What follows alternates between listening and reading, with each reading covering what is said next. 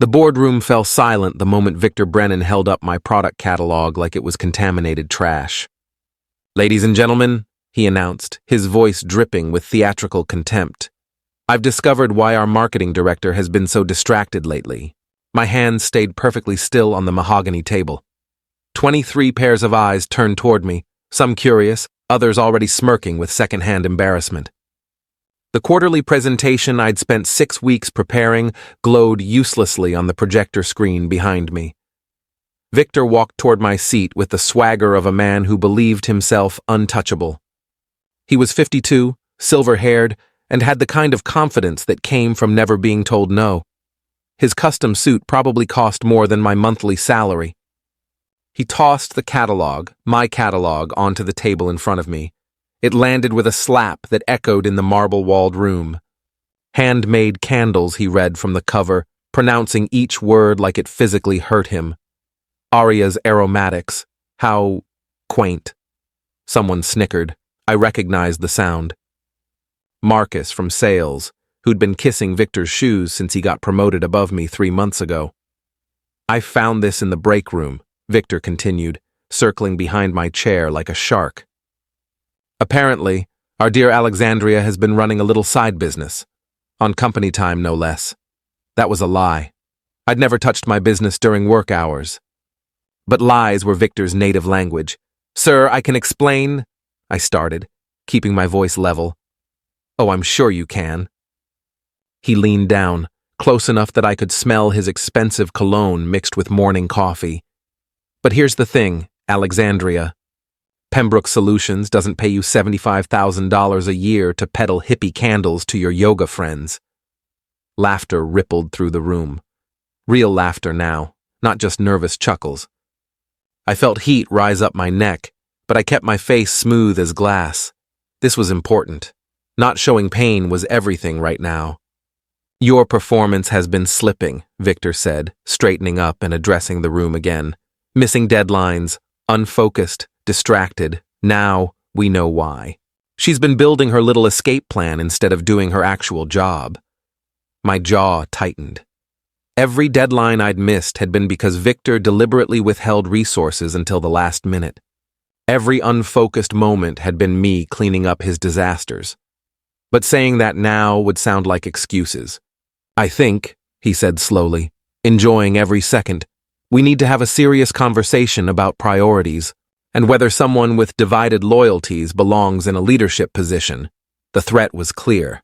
My job was on the line. 6 years of exemplary service, 3 major campaigns that had doubled our client base, countless nights sleeping under my desk to meet his impossible demands. All of it about to be erased because he'd found out I was building something of my own. "I understand," I said quietly. Victor smiled. It was the smile of a man who'd just crushed an insect and was watching it twitch. "Good. We'll discuss this further in my office after the meeting. For now, Marcus will finish presenting your campaign." Marcus stood up so fast his chair rolled backward. He'd been ready for this. They'd planned it together. I sat through the next 40 minutes in perfect stillness. Inside, my heart was hammering like a war drum. Inside, I was screaming. But outside, I was a statue carved from ice, beautiful, cold, untouchable. What Victor didn't know was that I'd been expecting this. Not today, not this exact scenario, but something like it. I'd seen the way he'd been looking at me lately, like he was searching for a weakness to exploit. I'd felt the shift in how he spoke to me in meetings, subtly undermining my authority. I'd noticed Marcus suddenly getting invited to strategy sessions that I used to lead. The signs had been there for months, and for months, I'd been preparing. When the meeting finally ended, people filed out quickly, avoiding eye contact with me. Only Emma from Human Resources touched my shoulder briefly as she passed, a small gesture of solidarity that meant more than she could know. Victor waited until the room was empty, except for us. My office. Now. I gathered my laptop and my dignity and followed him down the hallway. His office was on the corner of the 32nd floor, with floor-to-ceiling windows overlooking the city. Everything in it screamed power. The leather furniture, the modern art that probably cost six figures, the crystal decanters of scotch he broke out for important clients. He sat behind his desk and gestured carelessly to the chair across from him. I sat. "You know what your problem is, Alexandria?" he asked, not waiting for an answer. "You don't know your place. You come in here with your fancy degree and your clever ideas, thinking you're going to revolutionize everything. But this company was built on relationships and loyalty, not innovation." "I've always been loyal," I said. "Have you?" He picked up my catalog again, flipping through it with exaggerated interest. "Because this looks like disloyalty to me. Building a competing business while collecting our paycheck. It's not competing. Candles have nothing to do with marketing analytics. It's a distraction. And in my experience, people who start side businesses are people who've already checked out mentally." He closed the catalog and leaned forward. "So here's what's going to happen. You're going to shut down this little hobby of yours. Completely. No more websites, no more selling, no more anything. You're going to focus entirely on your job here, where you belong. And maybe, I'll forget this conversation ever happened." The silence stretched between us like a tightrope. "And if I don't?" I asked softly. His smile returned, sharper this time. "Then I'll have no choice but to recommend your termination. With cause, of course. Which means no severance, no references, and a nice black mark on your record that'll follow you to every interview for the next decade." I looked at him for a long moment. Really looked at him. At the smugness in his eyes, the casual cruelty in his posture. He thought he'd won. He thought I was beaten. "I understand," I said again. "Excellent. I'm glad we could reach an understanding." He opened his laptop, dismissing me without another word. "Close the door on your way out." I stood, picked up my laptop, and walked to the door. My hand was on the handle when he spoke again. "Oh, and Alexandria, if you think about going to HR about this, remember, I've been here 15 years, you've been here 6. Who do you think they'll believe?" I turned and met his eyes one last time. "I wouldn't dream of it, Victor." The smile I gave him was small and controlled. He took it as surrender. He had no idea it was a promise. My apartment was small, but it was mine. 1 bedroom, a cramped kitchen, a bathroom where the shower pressure was more suggestion than reality. But the living room had good natural light, and I'd converted half of it into a workshop. The moment I walked through the door that evening, I locked it behind me and let the mask finally fall. I didn't cry. I'd learned years ago that crying solved nothing. Instead, I stood in the center of my makeshift workshop, surrounded by shelves of glass jars and essential oils and half-finished candles, and let the anger wash through me until it settled into something colder and more useful. Victor Brennan had just made the biggest mistake of his life. He didn't know it yet, but he would. I set my laptop on the coffee table and opened it, pulling up the folder I'd labeled insurance. Inside were months of carefully documented evidence, emails where Victor took credit for my work, budget reports showing his embezzlement, screenshots of inappropriate messages he'd sent to junior employees. Everything organized, time-stamped, backed up in 3 separate cloud drives. I'd started collecting it the moment I realized he saw me as a threat rather than an asset. That had been 8 months ago during the Christmas party. I'd overheard him in the hallway outside the bathroom talking to Kyle from finance. Victor had been drunk and careless, and I'd been invisible in the way women over 30 often became in corporate spaces. "She's too smart," Victor had said, "too ambitious. Give her another year and she'll be gunning for my job." "So fire her," Kyle had replied. "Can't. Her performance reviews are spotless. I need a reason that'll stick." That conversation had changed everything. It had opened my eyes to the reality that hard work and loyalty meant nothing when someone above you decided you were expendable. And it had given me time, precious time, to prepare for what I knew was coming. The side business hadn't been a hobby or a distraction. It had been an escape route. A lifeline I'd been building quietly, carefully, while everyone underestimated me. Aria's aromatics had started small. I'd always loved making candles. It was something my grandmother had taught me during summers at her house in Vermont. After she died and left me her recipes, I'd started experimenting again, partly for the memories and partly because I needed something that was entirely mine. The first batch I made was just for me. But then I brought one to the office, and Emma had fallen in love with the lavender and sage blend. She'd asked to buy 6 for gifts. Then her friends wanted some. Then their friends. Within 3 months, I had a waiting list. Within 6 months, I had a website. Within 8 months, I was making more per month from candles than Victor probably realized. But I'd been careful to keep it low-key. No flashy marketing, no social media presence, just word of mouth and a small but devoted customer base who loved the quality and the story behind each scent. The business wasn't meant to replace my salary yet. It was insurance, a backup plan, a way out if I ever needed one. Now, thanks to Victor's ego and cruelty, I needed it. I closed the insurance folder and opened another one, Strategy. This folder was newer, created just 3 months ago when I'd started noticing Marcus's sudden rise. It contained everything I'd learned about Pembroke Solutions' vulnerabilities, its biggest clients, its upcoming contracts. It contained research on competitors, market gaps, potential partnerships. It contained, in essence, a complete business plan for what would happen if I ever decided to leave and take my expertise with me. I'd told myself it was just theoretical, planning for worst-case scenarios. But deep down, I'd known it was more than that. Deep down, I'd been waiting for Victor to give me a reason. Today, he'd given me several. My phone buzzed. A text from Emma. "Are you okay? That was brutal." I typed back, "I'm fine. Thanks for checking."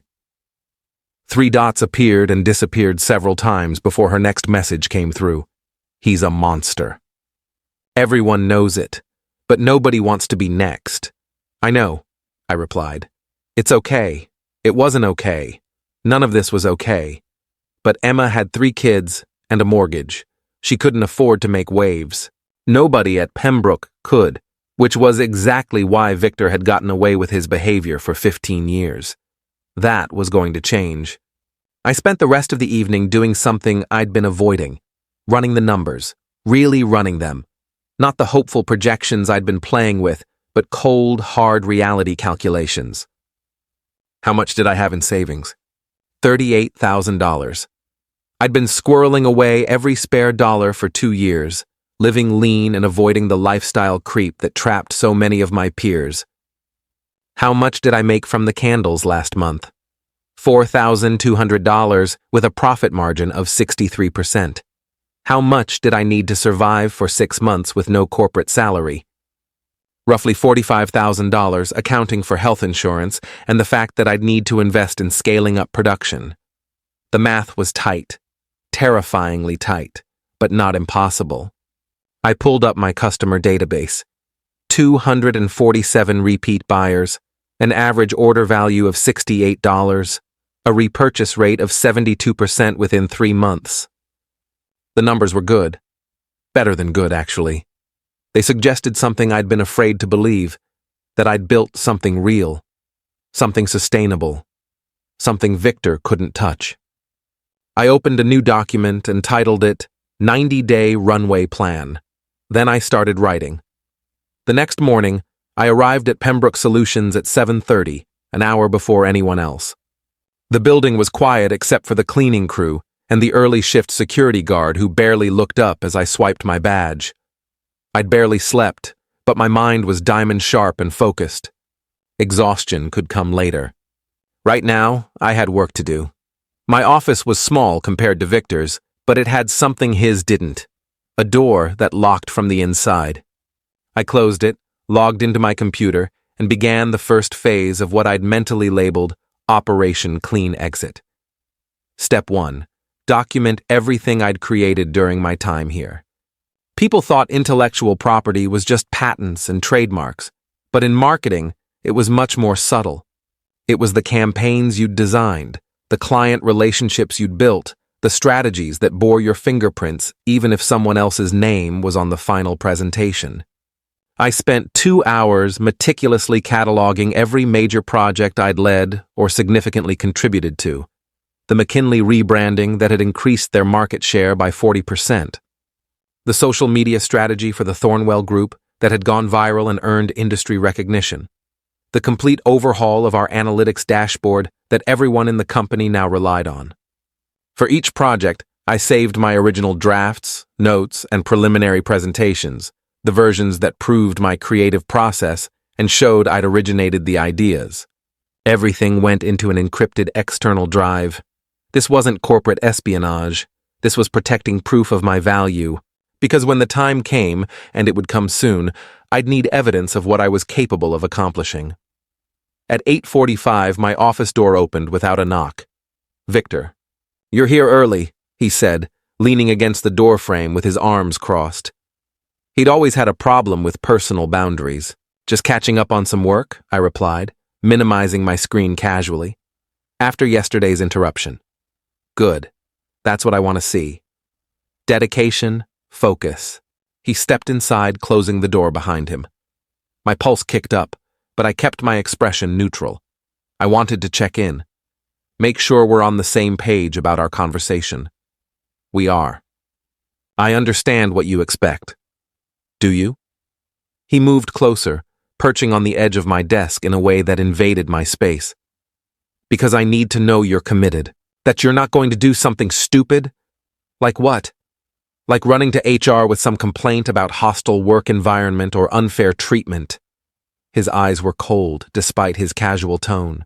"Because that would be unfortunate for everyone involved. These things tend to get messy, and people's reputations get damaged in the process." "Is that a threat?" I asked, meeting his gaze steadily. "It's a reality check. I like you, Alexandria. I think you have potential.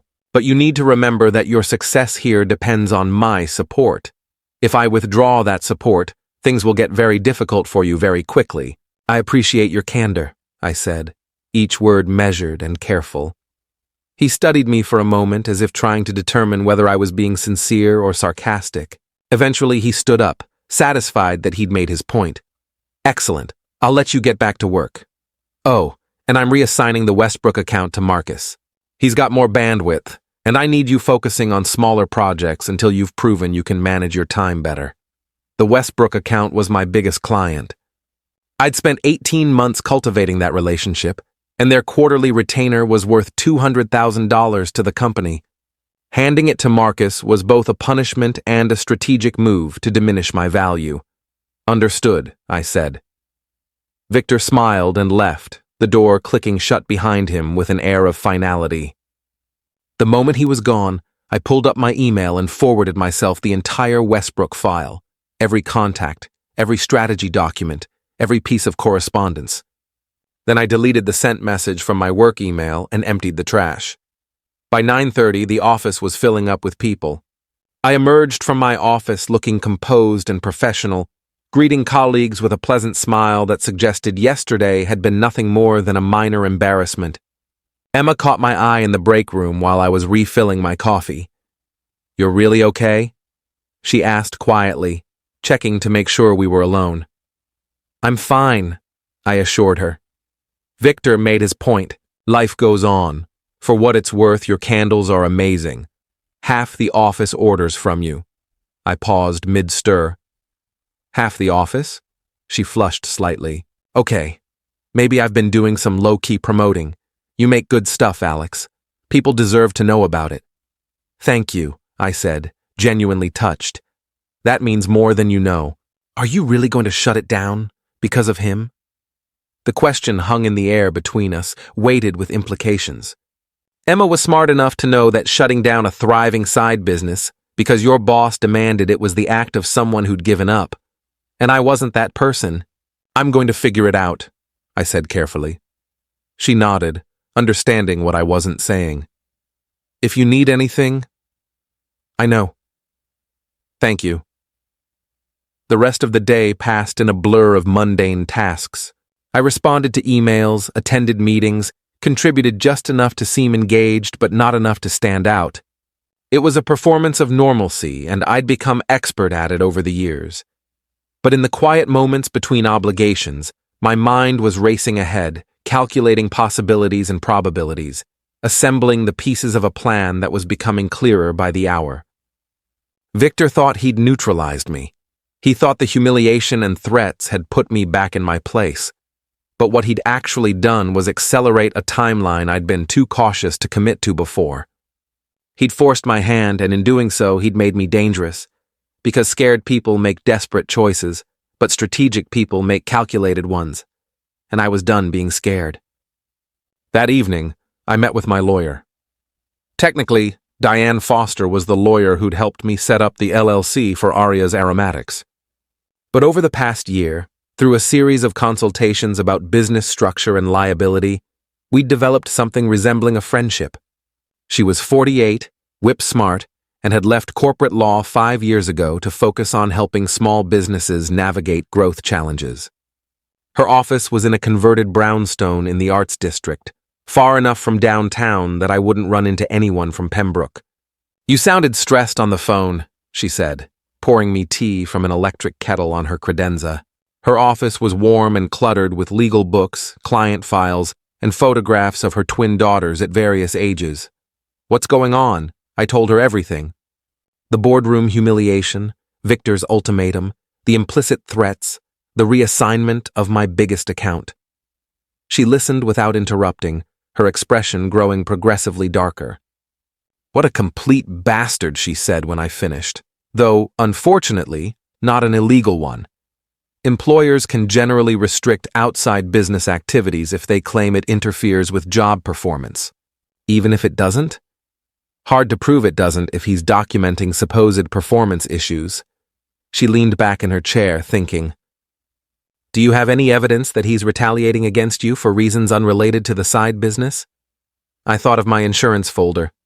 The emails, the budget discrepancies, the inappropriate messages.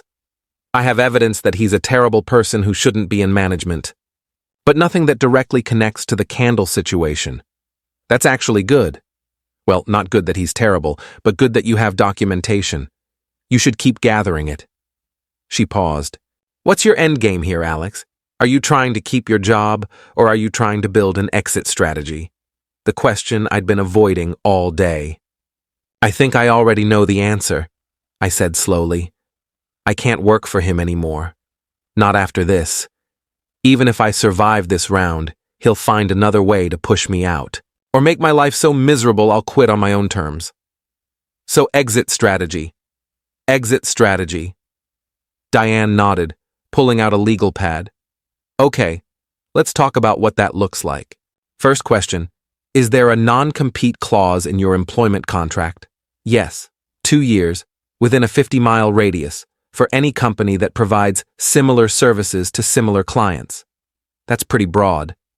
But marketing analytics and handmade candles are different enough that I don't think they could successfully argue you violated it. They'd have to prove the candles compete with Pembroke's business, which would be ridiculous. What about client lists? If any of my Pembroke clients eventually became candle customers? That's trickier. But as long as you're not actively soliciting them or using proprietary information, you should be fine. The key is keeping the businesses completely separate. She made a note. What about non-solicitation? Can you contact colleagues if you leave? It says I can't solicit employees for 2 years, but they can come to you on their own. Important distinction. Another note. How much notice does your contract require? 2 weeks? Standard? And severance? 1 week of pay for every year of service, but only if I'm terminated without cause. So if Victor fires you for cause, like violating his directive to shut down the candle business, you get nothing. Right. Then you need to be very careful about how this plays out. If you're going to leave, it should be on your terms, not his. She tapped her pen against the pad. How financially stable is the candle business right now? I walked her through the numbers I'd calculated the night before. She listened carefully, occasionally asking clarifying questions about cost of goods, customer acquisition, and scalability. "Your margins are excellent," she said when I finished, "and your customer retention is actually remarkable. Do you know why people keep coming back? Quality, I think, and the personal touch. Every order includes a handwritten note, and I customize scents based on customer preferences. That's not scalable long-term, but it's a great foundation. People pay premium prices for that kind of attention. She looked at me seriously. If you went full-time on this tomorrow, what would your biggest challenge be? Production capacity. Right now, I'm making everything myself in my apartment. I can handle maybe 50 units a week at maximum. To replace my Pembroke salary, I'd need to at least triple that. So you'd need space, equipment, and probably help. All of which requires capital I don't have. But you have savings, and you have proof of concept. That's more than most startups begin with. She flipped to a fresh page. Let's talk about a realistic timeline. If you decided to go all in on this, how long would it take to set up production capacity? 2 weeks to find space. Another 2 weeks to get equipment installed and pass any necessary inspections. So a month, maybe 6 weeks to be operational at higher volume. And how long could you survive on savings while building up to profitability? 4 months if I'm careful. 6 months if I'm very careful. That's your runway. 4 to 6 months to make this work before you'd need to start looking for another corporate job. She met my eyes. It's doable, Alex. Risky, but doable. The question is whether you're ready to take that risk. What if I fail? Then you'll have tried. You'll have 4 to 6 months of being your own boss, building something you care about. And you'll still be young enough and qualified enough to land another marketing job. Worst case scenario, you end up back where you started. Except with depleted savings and a gap in my resume. Except with experience as an entrepreneur and the knowledge that you had the courage to try. She softened. I can't tell you what to do, Alex. But I can tell you that in 5 years of doing this, I've never had a client tell me they regretted taking the leap. I've had plenty who regretted not taking it sooner. I sat with that for a moment. The possibility of it. The terrifying, exhilarating possibility. If I did this, I said carefully, how would I protect myself legally? From Victor trying to claim I violated the non-compete or stole clients or something? Documentation, timestamps, keeping everything transparent and above board. She started listing items on her fingers. First, you'd give proper notice. 2 weeks, professional, in writing. Second, you'd return all company property and delete all company files from personal devices.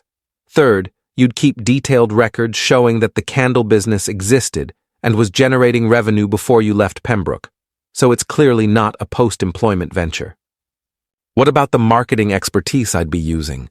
Could they claim I'm using proprietary methods? General industry knowledge isn't proprietary. The marketing strategies you learned over a decade-long career belong to you. They'd have to prove you're using specific Pembroke confidential information, which would be nearly impossible if you're in a completely different industry. So it's legal. It's legal. Ethically, it's more than legal. It's smart.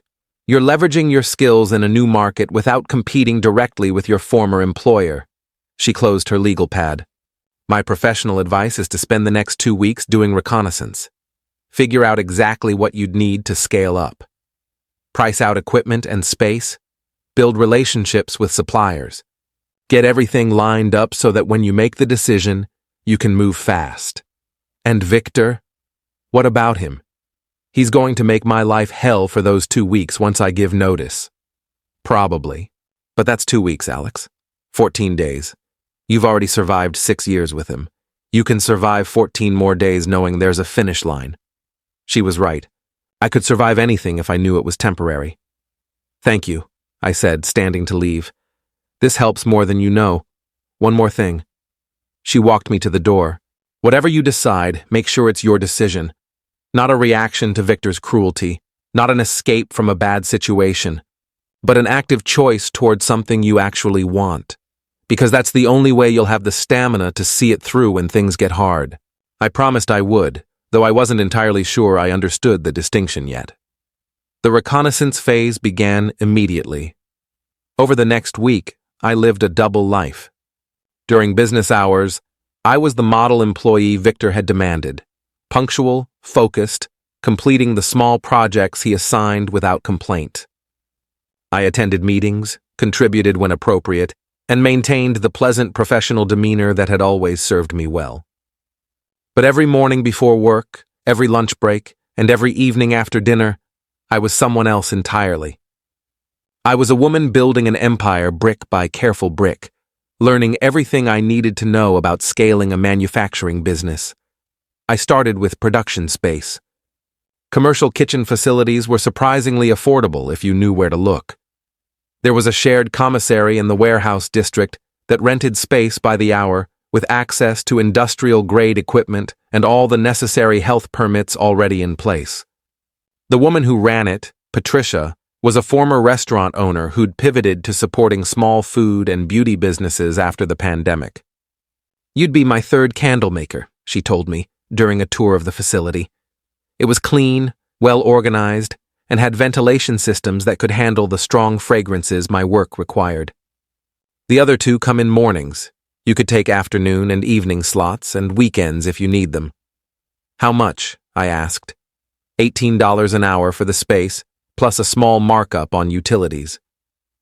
Most people start with 20 hours a week and scale up from there. The math worked. 20 hours at $18 was $360 per week, or about $1,500 a month. Expensive, but manageable if my revenue projections held. "Do you have availability starting in 3 weeks?" I asked. Patricia raised an eyebrow. "Planning something?" "Maybe. Probably. Well, when your maybe becomes definitely. Give me a call. I hold spaces for serious people, and you seem serious." "I am," I promised. Next was equipment. My home setup was primitive. A hot plate, a basic thermometer, a kitchen scale, and dozens of mason jars for curing. To produce at commercial scale, I'd need proper wax melters, commercial-grade fragrance oils, industrial molds, and a system for labeling and packaging that didn't involve my kitchen table. I spent 3 nights comparing suppliers and prices, building spreadsheets that calculated cost per unit at different production volumes. The initial investment would be steep, around $8,000 for everything I needed. But it would increase my capacity tenfold, which meant I could take on wholesale accounts without drowning. Wholesale accounts. That was the key to everything. Retail sales direct to consumers were great, but they were labor-intensive and limited by how many people I could reach through word of mouth. Wholesale changed the equation entirely. Selling to boutiques, gift shops, and specialty stores meant larger orders, more predictable revenue, and exponential growth potential. I'd been avoiding wholesale because I didn't have the capacity to handle it. But if I was going to do this, really do this, I needed to think bigger. On Wednesday evening, I drove to a high-end home goods store in the arts district called Nest and Hearth. It was the kind of place that sold $70 throw pillows and artisanal cheese boards, catering to customers who valued craftsmanship over price. The owner, a woman named Simone, was arranging a display of hand-blown glass vases when I walked in. "Can I help you find something?" she asked, looking up with a welcoming smile. "Actually, I'm hoping to talk to you about a wholesale opportunity. I make handcrafted candles, and I think they might be a good fit for your store." Her expression shifted to something more businesslike but still friendly. "Tell me about them." I'd brought samples, 3 of my best-selling scents in my most elegant jars. The packaging was simple but beautiful, with hand-lettered labels and a small story card describing the inspiration behind each scent. Simone took her time with them, smelling each one carefully, examining the quality of the wax and the evenness of the pour. She lit one and watched how it burned, checking for smoking or tunneling. "These are lovely," she finally said. "Really lovely. The Mediterranean sage especially. That's unusual. Most sage candles are too sharp, but this has depth. It's blended with bergamot and white tea. My grandmother's recipe. And you make everything yourself?" "Right now, yes. But I'm in the process of scaling up production to handle larger orders. What's your wholesale pricing?" I'd prepared for this question. Retail is $38 for the standard size. I can do wholesale at $19, minimum order of 12 units per cent. She did the math quickly. A 50% markup was standard for retail, which meant she could sell them at my suggested retail price and make a healthy profit. The minimum order was small enough that it wasn't a huge risk. I'd like to start with a mixed case, 4 each of these 3 cents. If they sell well, we'll talk about a standing order. That works perfectly. I can have them to you within 2 weeks. We shook hands, and she gave me her business card with the store's tax ID and purchasing information. As I left, I felt something unfamiliar rising in my chest. Hope. Real, tangible hope that this could actually work. By the end of the week, I'd lined up meetings with 3 more boutiques, had Patricia holding production time for me at the commissary, and had placed orders for all the equipment I'd need. The pieces were falling into place faster than I'd expected. At Pembroke, the atmosphere had shifted in subtle ways. Victor was avoiding me, which was a relief, but also suspicious. When people with power avoid you, it usually means they're planning something you won't like. Marcus had taken over my office for meetings with the Westbrook team, a small humiliation that everyone pretended not to notice. But I noticed everything now. I noticed how often Victor's door was closed. I noticed the sideways glances from colleagues who'd once been friendly. I noticed that my name had been removed from the upcoming conference roster, where I'd been scheduled to speak on a panel about analytics trends. They were erasing me, one small cut at a time. On Friday afternoon, Emma knocked on my door. "Quick question," she said, slipping inside and closing the door behind her. "Are you coming to the team dinner next week? Victor's assistant sent around a sign-up, and your name isn't on the list. I wasn't invited. That's ridiculous. It's supposed to be for the whole marketing team. Maybe I'm not part of the team anymore." Emma's expression was pained. "Alex, this is wrong. What he's doing is wrong. Someone needs to say something. And risk becoming the next target? No, Emma. I appreciate the solidarity, but I don't want you taking heat for defending me. So you're just going to take it? Let him push you out?" I looked at her carefully, debating how much to say. Emma was trustworthy, but she was also friends with half the office. Anything I told her might spread, even unintentionally. "I'm not going to let him do anything," I said finally. "I'm going to be okay. Trust me." She studied me for a long moment. "You have a plan." "I didn't say that. You didn't have to. I know that look." She smiled slightly. "Good. He deserves whatever's coming. Nothing's coming. I'm just exploring my options." "Sure. And I'm just concerned about you." She paused at the door. "For what it's worth, if you do decide to make a move, there are people here who'd support you. People who are tired of pretending everything is fine when it's clearly not. I'll keep that in mind. Thank you." After she left, I sat in the silence of my office and allowed myself a moment of satisfaction. The plan was working. The pieces were moving. In 2 weeks, I'd have production capacity. In 3 weeks, I'd have wholesale accounts. In 4 weeks, I'd have enough momentum to make the jump. All I had to do was survive until then. The weekend was when I did the hardest work. Saturday morning, I woke at 5 and drove to the farmer's market downtown, not to shop, but to observe. I walked through the aisles slowly, watching how vendors displayed their products, how they engaged with customers, what made people stop versus what made them keep walking.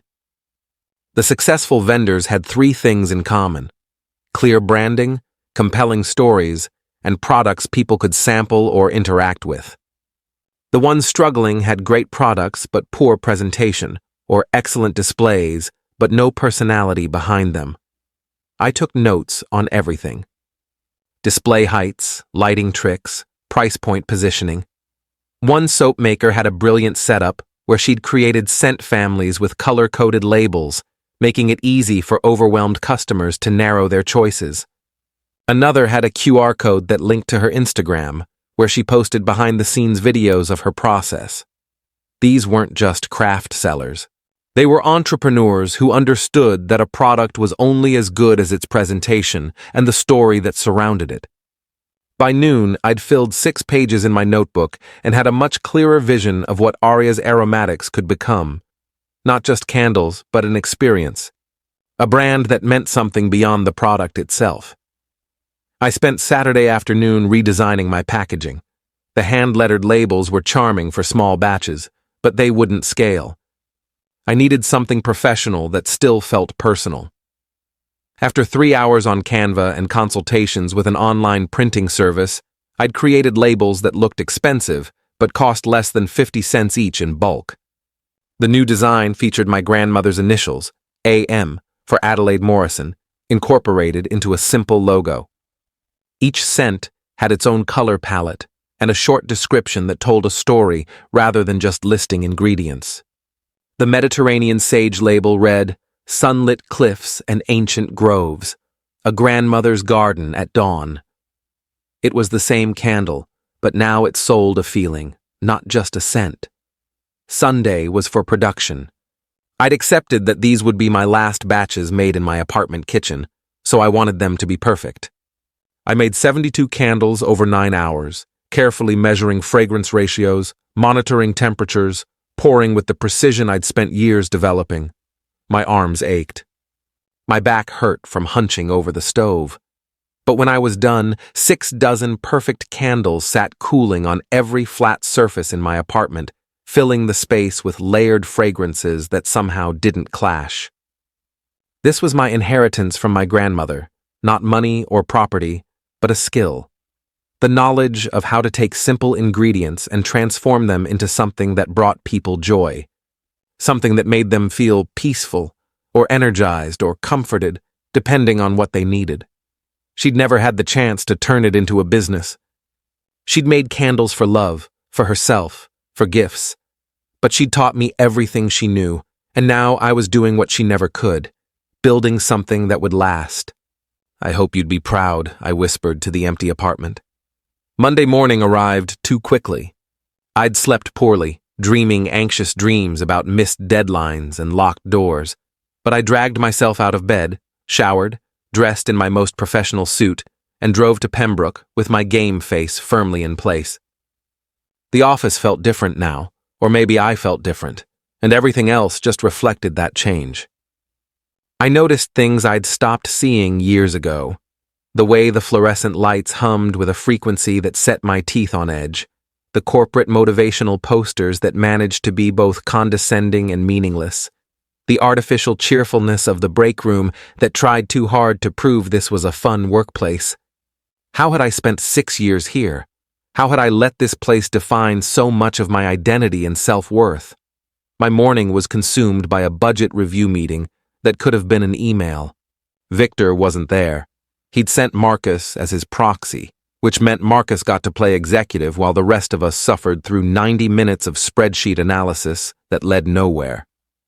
"We need to tighten spending in Q4, Marcus announced, as if this was a profound insight rather than something Victor had been saying for 3 years straight. That means being strategic about resource allocation and making sure every dollar has maximum impact. The corporate speak was so thick I could have cut it with a knife. This was what passed for leadership at Pembroke, repeating meaningless phrases and pretending budget cuts were strategic vision. I'd been like this once, not as bad as Marcus, but close. I'd learned the language, adopted the posture, believed that playing the game well meant I was winning.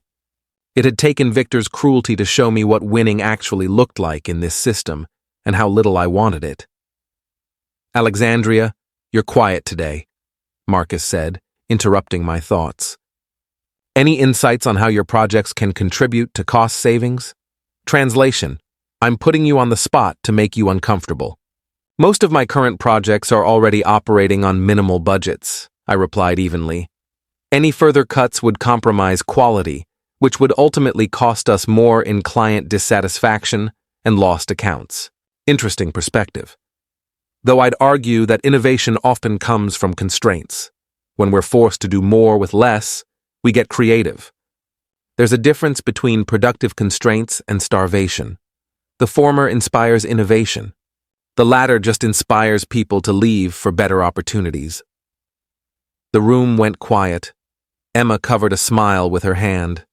Marcus's expression tightened. "Well," he said, recovering quickly, "I'm sure we can all find ways to be more efficient. Let's take that as a personal challenge." The meeting dragged on for another 30 minutes before finally releasing us back to our actual work. As people filed out, Emma lingered behind. "That was dangerous," she said quietly. What was? Pushing back like that. Marcus will run straight to Victor. Let him. What's Victor going to do? Fire me? I smiled without humor. He's already made it clear I'm on borrowed time. I might as well speak honestly in the meantime. You really don't care anymore, do you? I care about doing good work. I care about treating people with respect. I don't care about playing political games with people who mistake cruelty for leadership. I gathered my laptop. There are more important things to worry about. Like your candles? I met her eyes, and something passed between us, a shared understanding that transcended workplace politics. Emma was trapped here by circumstances I didn't have. But she understood why I couldn't be trapped anymore. Like my future, I said. That afternoon, I had my first wholesale delivery to make. The 12 candles for Simone at Nestant Hearth were packed carefully in a box lined with tissue paper, each one wrapped individually with a handwritten thank you note. I took a late lunch and drove across town to make the delivery personally. Simone was delighted with them and immediately began planning where to display them in the store. I think these are going to do really well, she said, arranging them on a shelf near the register. Do you have a lookbook or catalog I can show other buyers? I'm part of a boutique owners networking group, and they're always looking for new artisan products. I'm actually in the process of updating my marketing materials, I said, thinking fast. Could I get you something within the week? Perfect. Our next meeting is Friday. If you can get me a PDF catalog by Thursday, I'll bring samples to share. Consider it done. I left the store buzzing with energy, a networking group of boutique owners. That was exactly the kind of connection that could accelerate everything. But it also meant I needed professional marketing materials immediately. That evening, I stayed up until 2 a.m. creating a digital catalog. Product photography, descriptions, wholesale pricing, minimum orders, lead times, my story. Everything a buyer would need to make a decision, presented in a clean, professional PDF that looked like it came from an established business rather than a one-woman operation working out of her apartment. When I finally finished, I sat back and looked at what I'd created. 12 pages that represented hundreds of hours of work, years of learning, and the courage to imagine myself as more than Victor Brennan's undervalued employee. This was who I was when nobody was limiting me. This was what I could build when I stopped asking permission. I sent the catalog to Simone with a note thanking her for the opportunity, then finally collapsed into bed. The alarm came too soon. Tuesday morning, Victor called me into his office. This was it, I thought as I walked down the hallway. He'd heard about my comment in the budget meeting, or he'd discovered I'd been taking meetings with boutique owners during lunch breaks. Or he'd simply decided it was time to pull the trigger on whatever punishment he'd been planning. I squared my shoulders and knocked on his door. Come in. He was behind his desk, looking at his computer screen with an expression I couldn't read. Not angry exactly. Something worse. Something calculated. Close the door. Sit. I did both, keeping my face carefully neutral. I've been reviewing your performance metrics, he said without preamble, and I'm concerned about some trends I'm seeing. What trends? Response times on email, engagement in meetings, quality of deliverables, all showing gradual decline over the past 6 months. He turned his monitor so I could see a spreadsheet covered in red highlighting. According to our internal tracking, you're in the bottom quartile of the department across multiple KPIs. I looked at the numbers, my mind racing. They were misleading at best, deliberately manipulated at worst. Response time included emails he'd sent at midnight expecting replies by morning. Engagement in meetings was somehow being measured by number of comments, which penalized people for being thoughtful rather than verbose. And quality of deliverables was entirely subjective. These metrics are flawed, I said carefully. They don't account for project complexity or the actual business results of the work. Metrics are metrics, Alexandria. They're objective measurements of productivity. Except they're not objective. They're selected and weighted by whoever creates them. And these appear designed to make certain people look bad, regardless of their actual performance. His smile was cold. Are you suggesting I'm manipulating data? This was a trap. Any answer would give him what he wanted, either an accusation he could use to justify termination or an admission that I was underperforming. I'm suggesting these metrics don't tell the whole story, I said. The McKinley campaign I led increased their revenue by 40%. The Thornwell strategy won industry recognition. Those results speak louder than response time averages, past results. What have you done lately? I've been executing the projects you assigned me. Smaller scope, yes, but completed on time and on budget. Barely. And without the innovation I expect from someone at your level. He leaned back in his chair, clearly enjoying this. Here's the situation, Alexandria. Your performance is concerning. Your attitude is concerning. And quite frankly, I'm not sure you're a good fit for this team anymore. Are you firing me? I'm putting you on a performance improvement plan. 30 days to demonstrate measurable improvement across all KPIs. If you can't meet the standards, we'll have to reevaluate your position. A PIP, the corporate kiss of death. Employees put on performance improvement plans almost never survived them. The metrics were designed to be unachievable, giving the company legal cover for termination. I see, I said, proud of how steady my voice remained. You'll meet with Marcus weekly to review progress. He'll be documenting everything and providing feedback. Victor pulled out a folder and slid it across the desk. This outlines the specific requirements and timelines. I suggest you read it carefully. I took the folder but didn't open it. Is there anything else? Just this. I'm not trying to push you out, Alexandria. I'm trying to help you succeed. But you have to want it. You have to be willing to prioritize this job over your distractions. His eyes were hard despite his sympathetic tone. Can you do that? I'll review the requirements and do my best. That's all I can ask. I stood, folder in hand, and walked out of his office with my head high. But inside, my heart was pounding with a mixture of fury and relief. Fury, because Victor had just confirmed everything I'd suspected. He was actively trying to force me out, and he was willing to manipulate metrics and abuse HR processes to do it. Relief, because he'd just handed me a timeline. 30 days. I had 30 days before he could legally terminate me, which meant I had 30 days to finish building my exit strategy. I went straight to Diane's office. He's setting you up, she said, after I explained the situation. PIPs are almost always pretexts for termination. The requirements will be impossible to meet, or subjective enough that he can claim you failed regardless of what you do. So what do I do? You have 3 options. 1. Fight it. Document everything, file complaints with HR, potentially lawyer up, and threaten litigation. 2. Comply perfectly, meet every requirement to the letter, and force him to either keep you or fire you for reasons he can't justify. 3. Quit before he fires you. What would you recommend? Depends on your goals. If you want to keep the job, option 2 is your best bet, though it'll be exhausting and soul-crushing. If you want to protect your reputation and future job prospects, option 1 might be necessary. If you're ready to move on anyway, option 3 lets you control the narrative. I thought about my spreadsheets, my wholesale accounts, Patricia holding space for me at the commissary. I thought about the catalog I'd sent to Simone and the networking meeting on Friday. I thought about the 72 candles cooling in my apartment and the business I'd been building in stolen hours between corporate obligations. How much notice is standard if I quit? 2 weeks. And if I do that, can Victor claim I was about to be fired anyway? Hurt my references?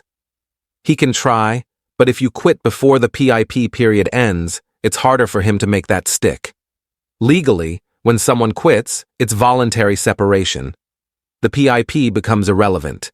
What about unemployment benefits? Not available if you quit voluntarily. But you mentioned savings that could cover you for several months, right? Right. Diane studied me carefully. You've already decided, haven't you? I think I decided 8 months ago. I just needed him to give me permission to act on it. And the PIP was that permission. The PIP was confirmation that there's no future for me at Pembroke, which means there's no point in fighting for something that's already gone. She smiled, a real smile, proud and a little sad. When are you going to tell him? Soon, but not yet. I needed those 2 weeks to finalize everything, to lock down wholesale accounts, to get production systems in place, to build enough momentum that I could hit the ground running. I need a few more days to get everything ready. Just don't wait too long. If he terminates you before you quit, it changes everything. I won't. I promise. I left her office with a strange sense of lightness. The decision was made. The path was clear. All that remained was execution. That evening, I typed my resignation letter. It was professional, brief, and gave nothing away. Dear Victor, please accept this letter as formal notification of my resignation from Pembroke Solutions, effective 2 weeks from today. I appreciate the opportunities I've had during my time here and will ensure a smooth transition of my current responsibilities. Best regards, Alexandria Porter. I saved it in a folder titled Freedom and smiled at my own dramatic flourish. Then I got back to work. The next 3 days passed in a blur of preparation. I finalized agreements with 2 more boutiques, bringing my total wholesale accounts to 3. Between them, they'd ordered 60 units for initial stocking, with the understanding that reorders would depend on how quickly things sold. At my wholesale price of $19 per unit, that was $1,140 in guaranteed revenue, enough to cover my first month at the commissary with room to spare. I also registered for a small business trade show happening in 6 weeks. The booth fee was steep at $800, but it would give me access to dozens of buyers from across the region. If I could convert even a fraction of them to accounts, the investment would pay for itself many times over. Thursday evening, I delivered the catalog to Simone as promised. She was thrilled with it and immediately sent it to her networking group, along with glowing recommendations based on how quickly her first order had sold. I need to reorder already, she told me. Everything sold within 3 days. Can you do another case by next week? Absolutely. And I've had 2 people ask if you do custom scents for events, weddings, corporate gifts, that kind of thing. Custom orders. I hadn't even considered that possibility, but it made perfect sense. Higher margins, creative opportunities, a chance to build relationships with event planners who could become repeat customers. I do now, I said. Tell them to email me at the address on the catalog. By Friday afternoon, I had 4 inquiries about custom orders, 2 more boutiques interested in carrying my products, and an email from someone who'd seen my candles at Nest and Hearth and wanted to discuss a partnership with her wedding planning business. The momentum was intoxicating. This was what it felt like when something actually worked, when you put in the effort and the universe responded by opening doors instead of slamming them shut. At Pembroke, the atmosphere had grown toxic in ways both subtle and obvious. Victor had sent an email to the entire department, praising Marcus's innovative approach to the Westbrook account, an account that was only thriving because of the foundation I'd spent 18 months building. Several colleagues had stopped making eye contact with me in the hallways, as if failure might be contagious. And my office had been temporarily reassigned while the building was reorganizing space allocation, which meant I was now working from a desk in an open floor plan area with no privacy and constant noise. It was humiliating, intentionally so. But I'd stopped caring. Every small indignity just reinforced that I was making the right choice. Friday afternoon, Emma found me at my temporary desk. "Team dinner is tonight," she said quietly. "The one you weren't invited to. I remember. Well, a bunch of us are going to skip it. We're going to that new Italian place on 5th Street instead, around 7. You should come. Emma, you don't have to do that. We know we don't have to. We want to." She glanced around to make sure nobody was listening. "Victor's been acting like you don't exist, and it's bullshit. You've done more for this company than he ever will. So we're making our own team dinner, and you're invited." I felt unexpected emotion tighten my throat. Who's we? Me, Tristan from analytics, Kelly from design, Aaron and Nina from digital. Maybe a couple others. People who remember what actual teamwork looks like. Won't Victor retaliate? Probably. But we're tired of being scared of him. Someone has to draw a line somewhere. "Thank you," I managed. "I'll be there." She squeezed my shoulder and walked away, leaving me staring at my computer screen with blurred vision. The Italian restaurant was small and warm, with brick walls and candles on every table. When I arrived at 7:15, my rebel colleagues were already there, occupying a large corner table and laughing in a way I hadn't heard in months at the office. They made space for me immediately, and for the next 3 hours, we didn't talk about Pembroke or Victor or PIPs. Instead, we talked about life, about Aaron's new baby, about Nina's stand-up comedy hobby, about Kelly's disastrous online dating experiences. We shared food, drank wine, and remembered what it felt like to enjoy each other's company without the weight of corporate politics crushing everything. Toward the end of the evening, Tristan raised his glass. "To Alexandria," he said, "for reminding us that there's more to life than quarterly earnings and performance metrics." "Hear, hear," the others echoed, raising their own glasses. "I haven't done anything," I protested. "You've done plenty," Emma said. "You've shown dignity under pressure. You've kept doing excellent work even when it went unrecognized. And you've refused to let Victor break you. That's not nothing." "She's right," Kelly added. "Half the department watches how you handle things and takes notes. You're more of a leader than anyone with an executive title."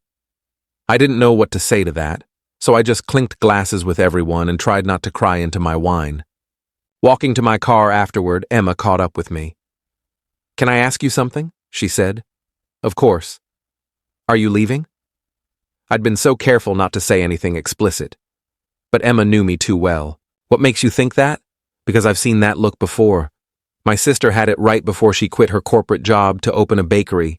It's the look of someone who's already gone in their mind, just waiting for their body to catch up." I considered lying, but Emma deserved better. "If I was leaving, hypothetically, would you tell anyone?" "No, but I'd ask if you were hiring." That stopped me. "You'd want to leave Pembroke? Are you kidding? I've wanted to leave for 2 years, but I have kids and a mortgage and the golden handcuffs of benefits and a steady paycheck. So I stay, and I watch people like you get treated like garbage, and I hate myself a little more every day." "Emma, I'm not asking you to save me, Alex. I know my situation is my responsibility.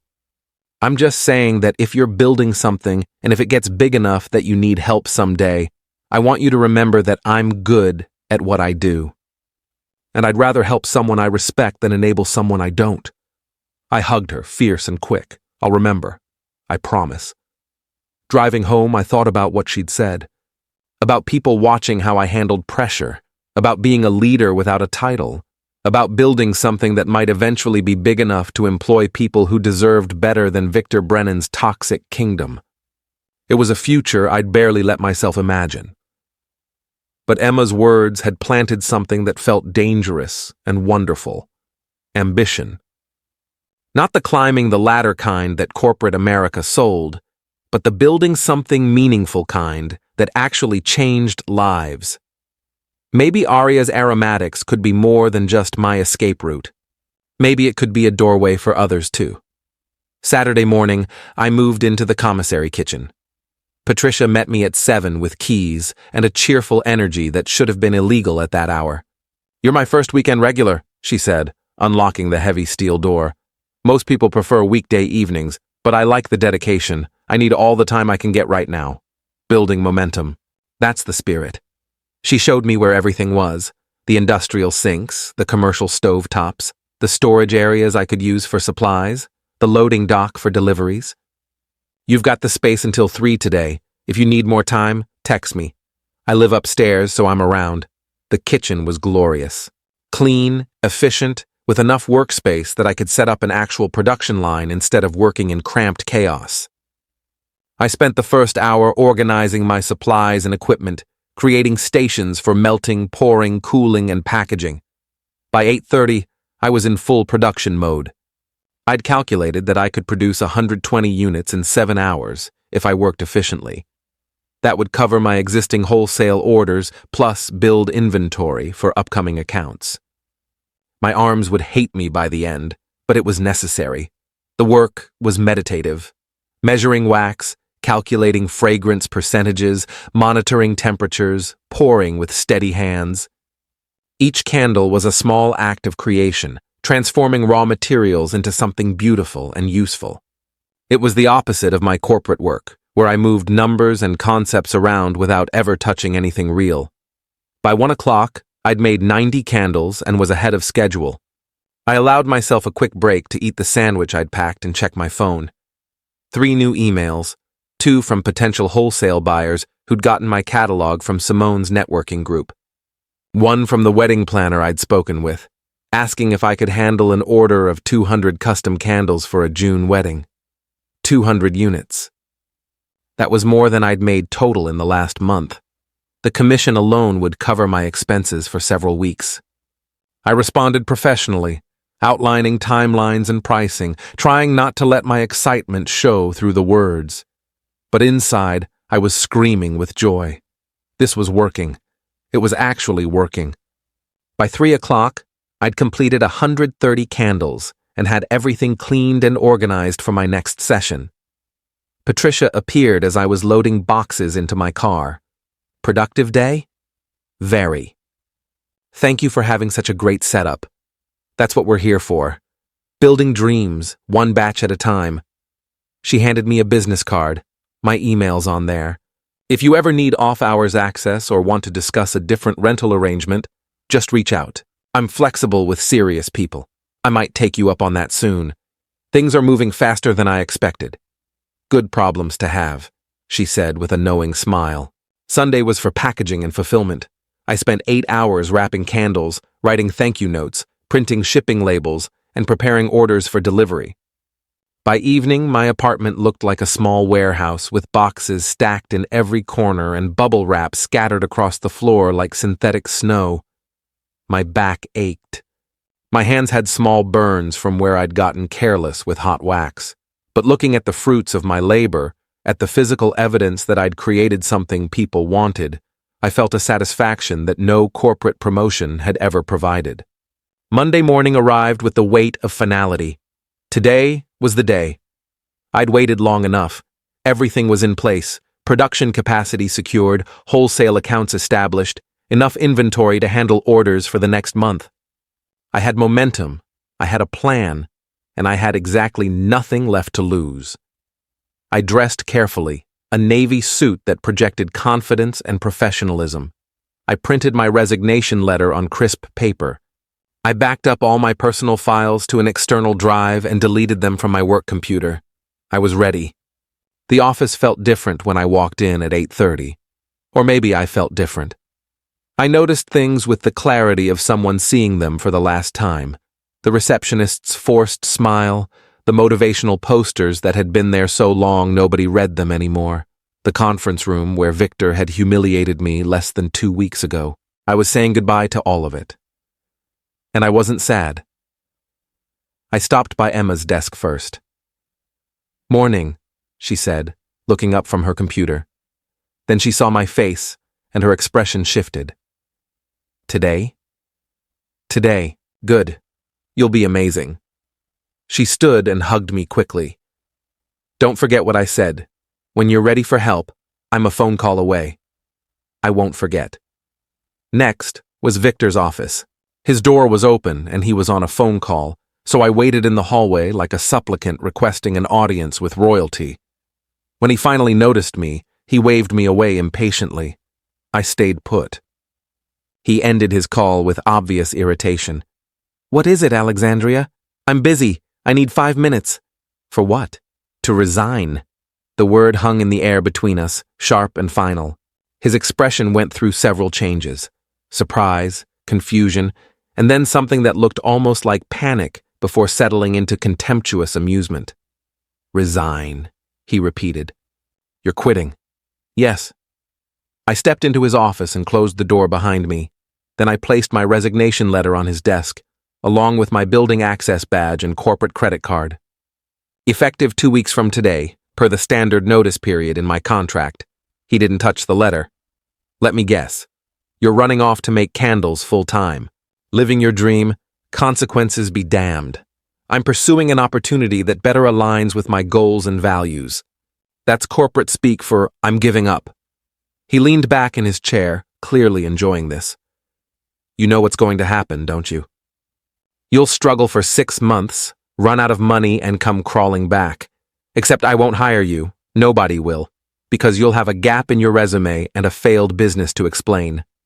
That's certainly a possibility. It's not a possibility. It's inevitable. Small businesses fail, Alexandria, especially ones run by people who've never done it before. You're a corporate employee. You don't have what it takes to be an entrepreneur. Maybe you're right, I said calmly. But I'd rather try and fail than spend another day pretending this job is worth the cost to my self-respect. His smile vanished. Excuse me? You heard me? I'm done pretending that your management style is acceptable. I'm done watching you take credit for other people's work. I'm done participating in a culture that mistakes cruelty for strength. I kept my voice level, but every word was precisely chosen. I'm grateful for the opportunity to work here. I learned a lot. But I've learned everything you have to teach me, and it's time to move on. You're making a mistake. Probably. But it'll be my mistake to make. He stared at me for a long moment, and I watched him realize that I meant it. That I wasn't bluffing or looking for a counteroffer or trying to manipulate him into treating me better.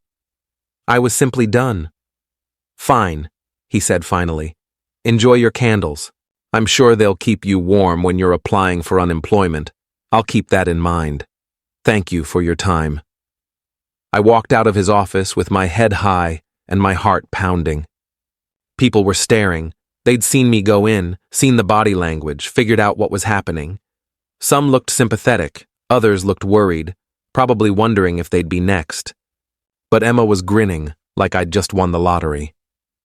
I went back to my temporary desk and began the process of transition documentation. I had 2 weeks to transfer my institutional knowledge, finish current projects, and tie up loose ends. 2 weeks to be the professional I'd always been, even in the face of Victor's inevitable pettiness. It was going to be a long 14 days, but they were the last 14 days. And that made all the difference. The news spread through Pembroke like wildfire. By lunch, everyone in the marketing department knew I'd resigned. By end of day, people from other departments were stopping by my desk to express surprise, offer congratulations, or fish for details about why I was leaving. I kept my answers vague and professional, pursuing other opportunities. Time for a change, ready for new challenges. Nobody needed to know the real story. That would come later, in ways Victor couldn't anticipate or control. Marcus, predictably, couldn't resist gloating. Heard you're leaving us, he said, appearing at my desk around 3 with his trademark smirk. Guess the PIP was too much pressure. The PIP had nothing to do with it. I'd been planning this move for a while. Sure you were. He leaned against my desk, invading my space in the same way Victor did. Well, good luck with your little hobby business. Maybe you can sell candles at craft fairs on weekends. Maybe, I agreed pleasantly. Thanks for the well wishes. He walked away confused, probably because I hadn't taken the bait. People like Marcus fed on reactions. When you refused to give them the satisfaction, they didn't know what to do. Emma appeared moments later with coffee and sympathy. He's such a tool, she muttered. I can't believe Victor's probably going to promote him into your role. Victor can promote whoever he wants. It's not my problem anymore. How does that feel? Not having to care. Liberating. I sipped the coffee gratefully. It's like I've been holding my breath for 6 years and I can finally exhale. I'm jealous and proud and terrified for you, all at the same time. That's fair. I'm feeling pretty similar. The next 2 weeks were strange. I was physically present at Pembroke but mentally already gone. I completed my transition documentation with my usual thoroughness, met with Marcus daily to review project status, and maintained my professionalism even when Victor went out of his way to make things difficult. He denied my requests for access to files I needed for transition. He changed meeting times without telling me. He excluded me from conversations about my own projects. Small acts of pettiness that revealed how threatened he actually was by my departure. But none of it touched me anymore. I was bulletproof now, protected by the certainty that this was temporary. In the evenings and on my remaining weekend, I worked at the commissary, building inventory and filling orders. The wedding planner had confirmed her custom order, 200 candles in a custom lavender and vanilla blend, with hand-lettered labels featuring the couple's initials. It was my biggest single order to date, with a value of $3,800. I'd need to work overtime to complete it by her deadline, but it was worth it. This was the kind of account that could transform my business from side hustle to legitimate operation. On my second-to-last day at Pembroke, HR called me in for an exit interview. The HR director, Lawrence, was a kind man in his late 50s who'd always seemed quietly embarrassed by Victor's behavior. He ran through the standard questions: reasons for leaving, overall experience with the company, suggestions for improvement. I answered honestly but carefully, documenting concerns about management practices without naming Victor specifically. Lawrence took notes, his expression growing increasingly troubled.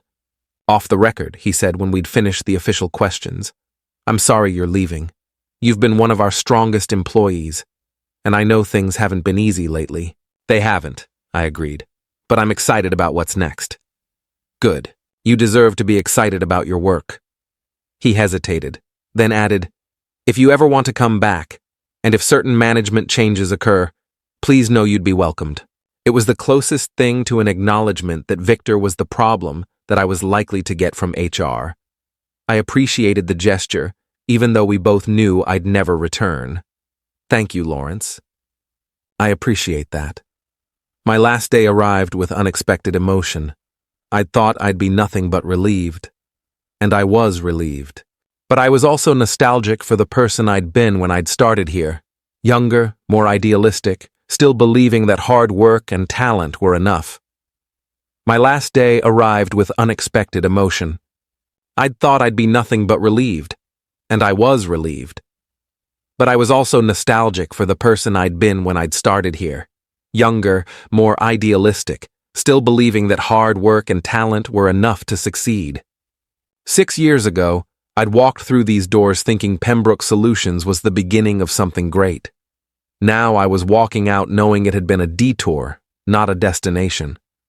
Emma organized a small goodbye lunch with the team members who'd rebelled by having dinner with me. We went to a quiet cafe 3 blocks from the office, and for an hour, we pretended everything was normal. We laughed, shared stories, and avoided talking about Victor or the toxic environment we were leaving behind, or in their cases, remaining in. "Stay in touch," Tristan said as we were leaving. "Seriously, I want to know how the candle empire grows." "I will. And thank you all for reminding me what good colleagues look like." Back at the office, I spent the afternoon completing final handover tasks and clearing out my desk. 6 years of work reduced to one cardboard box, a few personal items, some awards I'd won, a framed photo of my grandmother. Everything that mattered fit in my arms. At 4:45, I carried the box through the office one last time. People looked up from their computers, some offering waves or smiles, others quickly looking away. Victor's door was closed. He'd been avoiding me all week, which was fine. We'd said everything that needed saying, but as I reached the elevator, his door opened. "Alexandria, one moment." I turned, the box heavy in my arms. "Yes?" He walked toward me with measured steps, aware that people were watching. When he spoke, his voice was loud enough for others to hear, but quiet enough to maintain plausible deniability. "I wanted to wish you well. No hard feelings about how things ended. Sometimes people just aren't the right fit for a corporate environment." It was a parting shot disguised as graciousness, a final attempt to frame my departure as a failure rather than a choice. I could have let it go. I could have nodded, said thank you, and walked away. That would have been the safe, professional thing to do, but I was so tired of being safe. "You're right," I said clearly. "Some people aren't the right fit. And sometimes the problem isn't the person, it's the environment." I met his eyes steadily. "I hope you figure out which one applies here before everyone else decides to leave too." His expression darkened. Around us, people had stopped pretending to work and were openly listening now. "I'm sure I don't know what you mean," he said stiffly. "I think you do, but just in case, Good leaders inspire loyalty through respect and support. They don't have to threaten or manipulate or take credit for other people's work. They don't have to make people feel small to feel big themselves. I shifted the box in my arms. You taught me a lot in 6 years, Victor. Most importantly, you taught me exactly what kind of leader I never want to be. The silence in the office was absolute. Someone's phone rang in the distance, unanswered.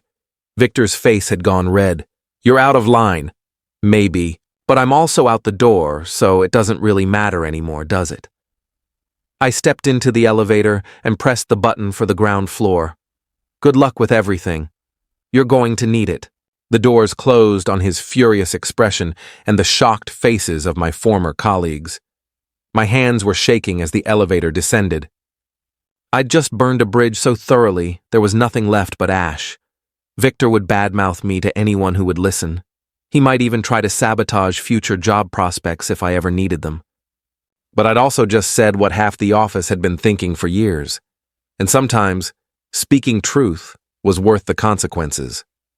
The lobby security guard, Dennis, who'd always greeted me with a smile, looked surprised to see the box in my arms. "Last day?" he asked. "Last day. That's too bad. You were always nice. Not everyone is." He held the door open for me. "Good luck out there, Ms. Porter." "Thank you, Dennis. You too." I stepped out into the late afternoon sunlight, and for the first time in 6 years, I had nowhere I needed to be. No meetings to rush to, no deadlines to meet, no performance metrics to worry about, just open air and possibility. I drove straight to the commissary. Patricia had given me a key after my second week, trusting me with after-hours access. The kitchen was empty and quiet when I arrived, and I stood in the center of it for a long moment, letting the reality sink in. This was my workspace now. Not a borrowed desk in a hostile office, but a real professional space where I could create and build and grow without anyone undermining me. I spent the evening working on the wedding order, letting the familiar rhythm of production calm my nerves. Melting wax, measuring fragrance oils, pouring into molds. Each step was meditative, grounding me in the physical reality of what I was building. By 11, I'd completed another 40 units and was back on schedule. My arms ached, my feet hurt, and I smelled like lavender and vanilla, but I was happy. Genuinely, deeply happy in a way I hadn't been in years. I locked up the commissary and drove home through empty streets, windows down, feeling the cool night air wash over me. Tomorrow, I'd wake up without an alarm. I'd work on my own schedule. I'd build something that was entirely mine.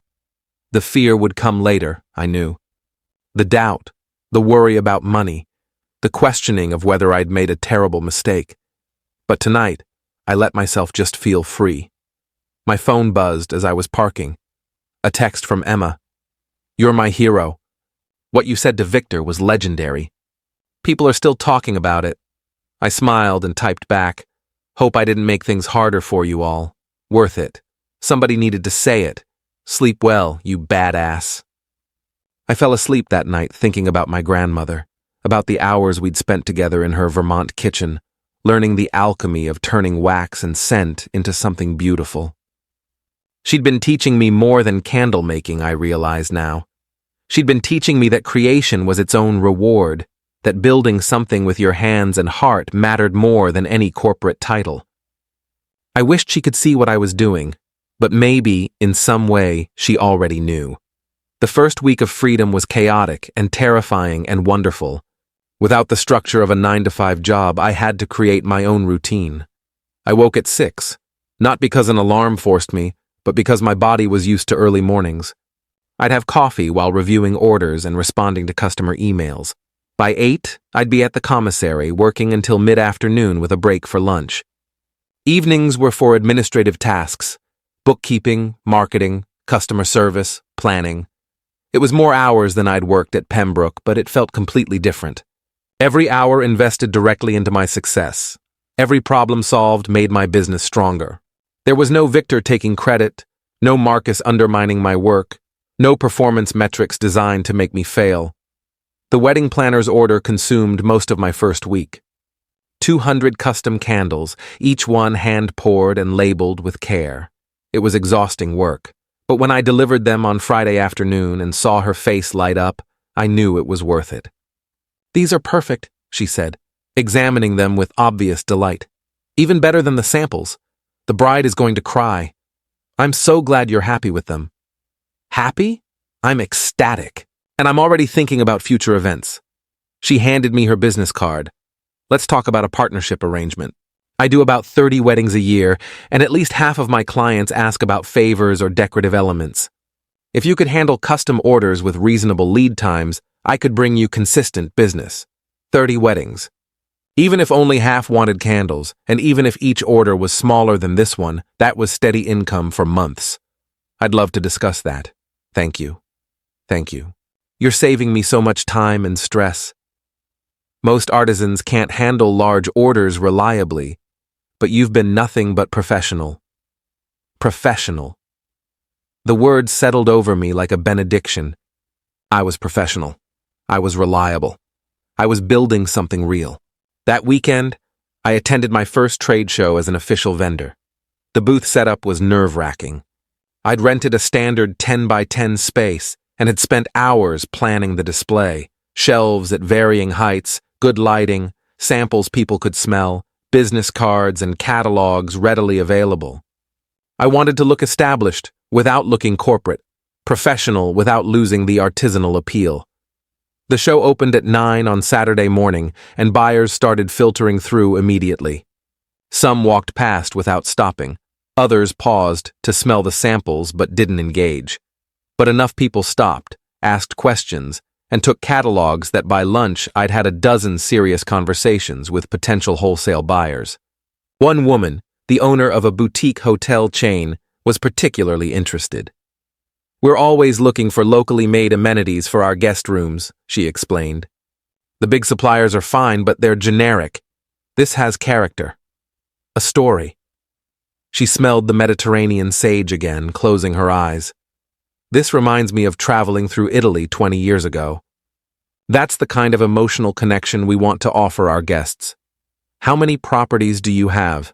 I asked, trying to keep my voice steady. 5 currently, with 2 more opening next year. Each room would need a candle replaced every 3 months, roughly. So we're talking about 2,000 units annually once all 7 properties are operational. 2,000 units. That was more than I'd made total since starting the business. "That's a significant order," I managed. "Let me put together a proposal for you with bulk pricing and lead times. Please do. And if you could include options for custom scents branded to each property's location, even better. Our Santa Fe hotel should smell different from our coastal properties, you know?" "Absolutely. I love that idea." She left with 3 sample candles and a promise to call me the following week.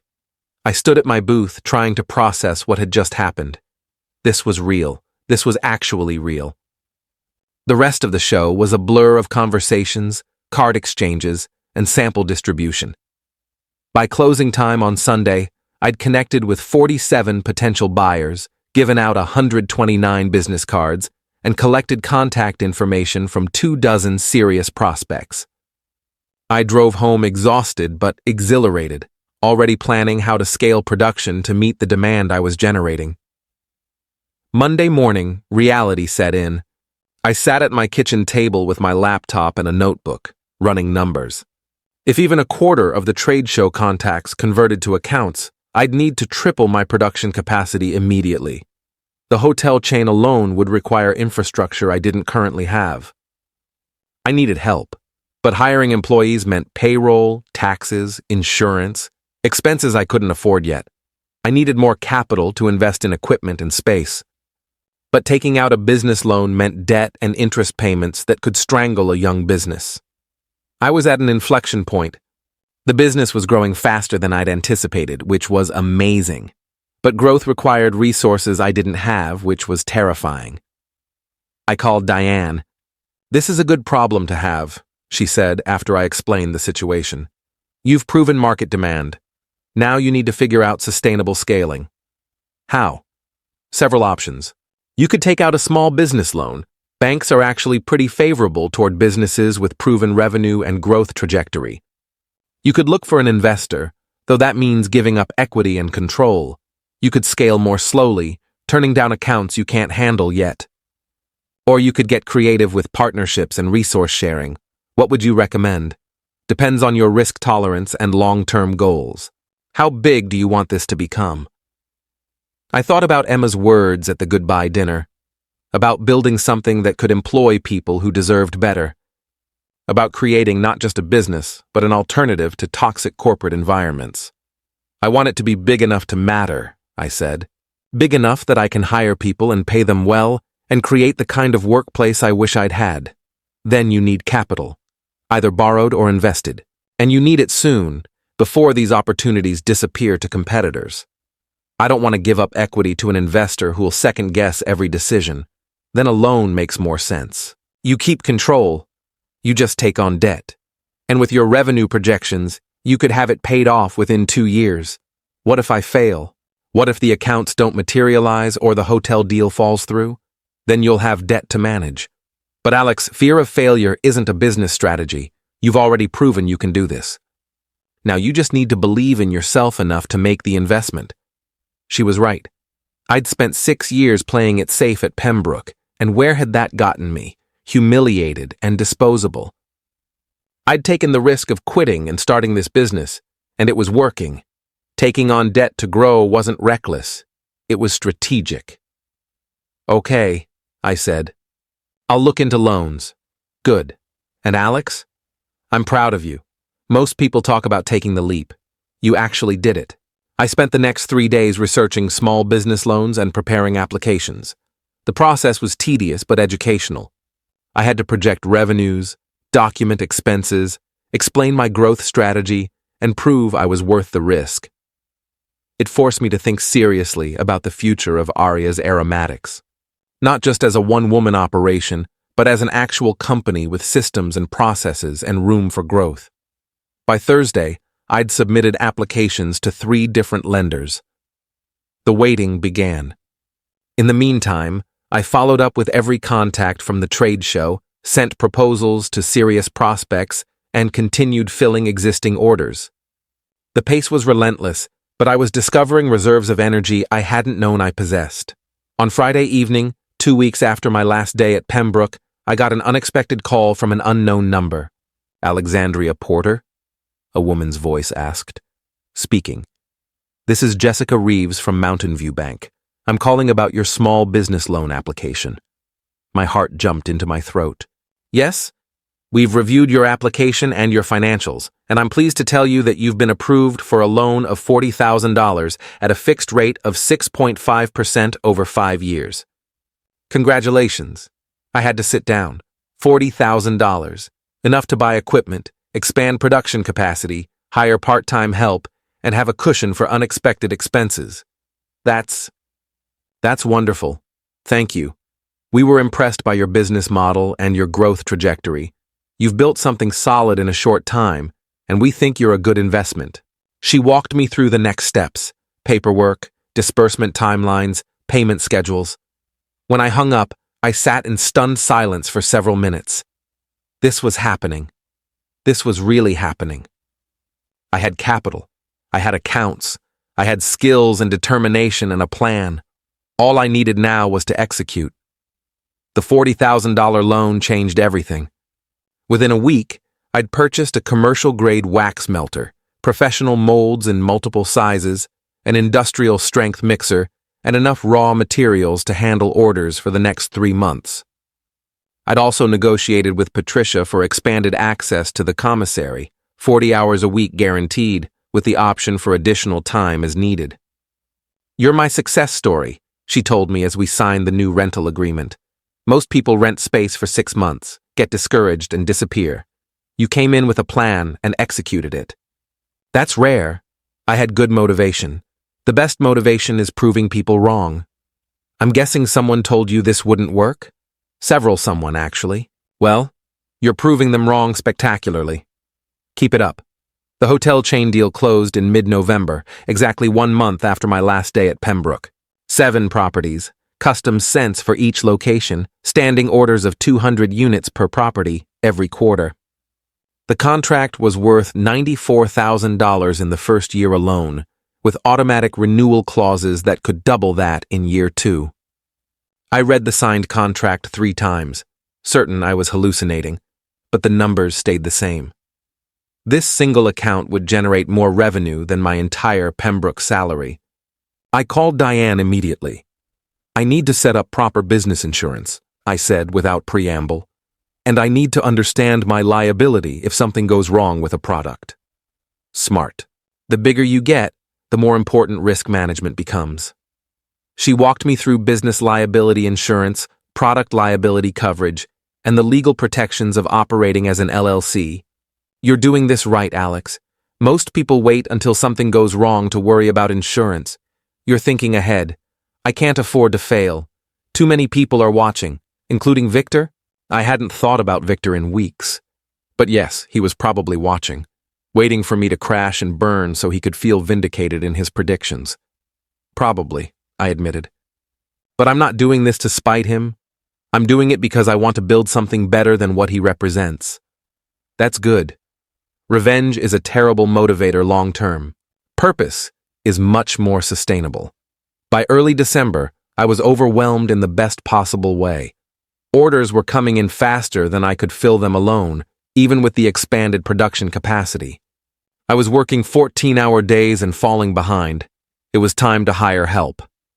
I thought immediately of Emma. She'd said she wanted out of Pembroke if the opportunity ever arose. But asking her to leave a stable job with benefits for a fledgling business felt irresponsible. What if I couldn't sustain the growth? What if I failed and took her down with me? But I also couldn't keep operating at this pace without burning out. I called her on a Wednesday evening. "Emma, do you remember what you said at my goodbye dinner about wanting to work for someone you respect?" "Of course.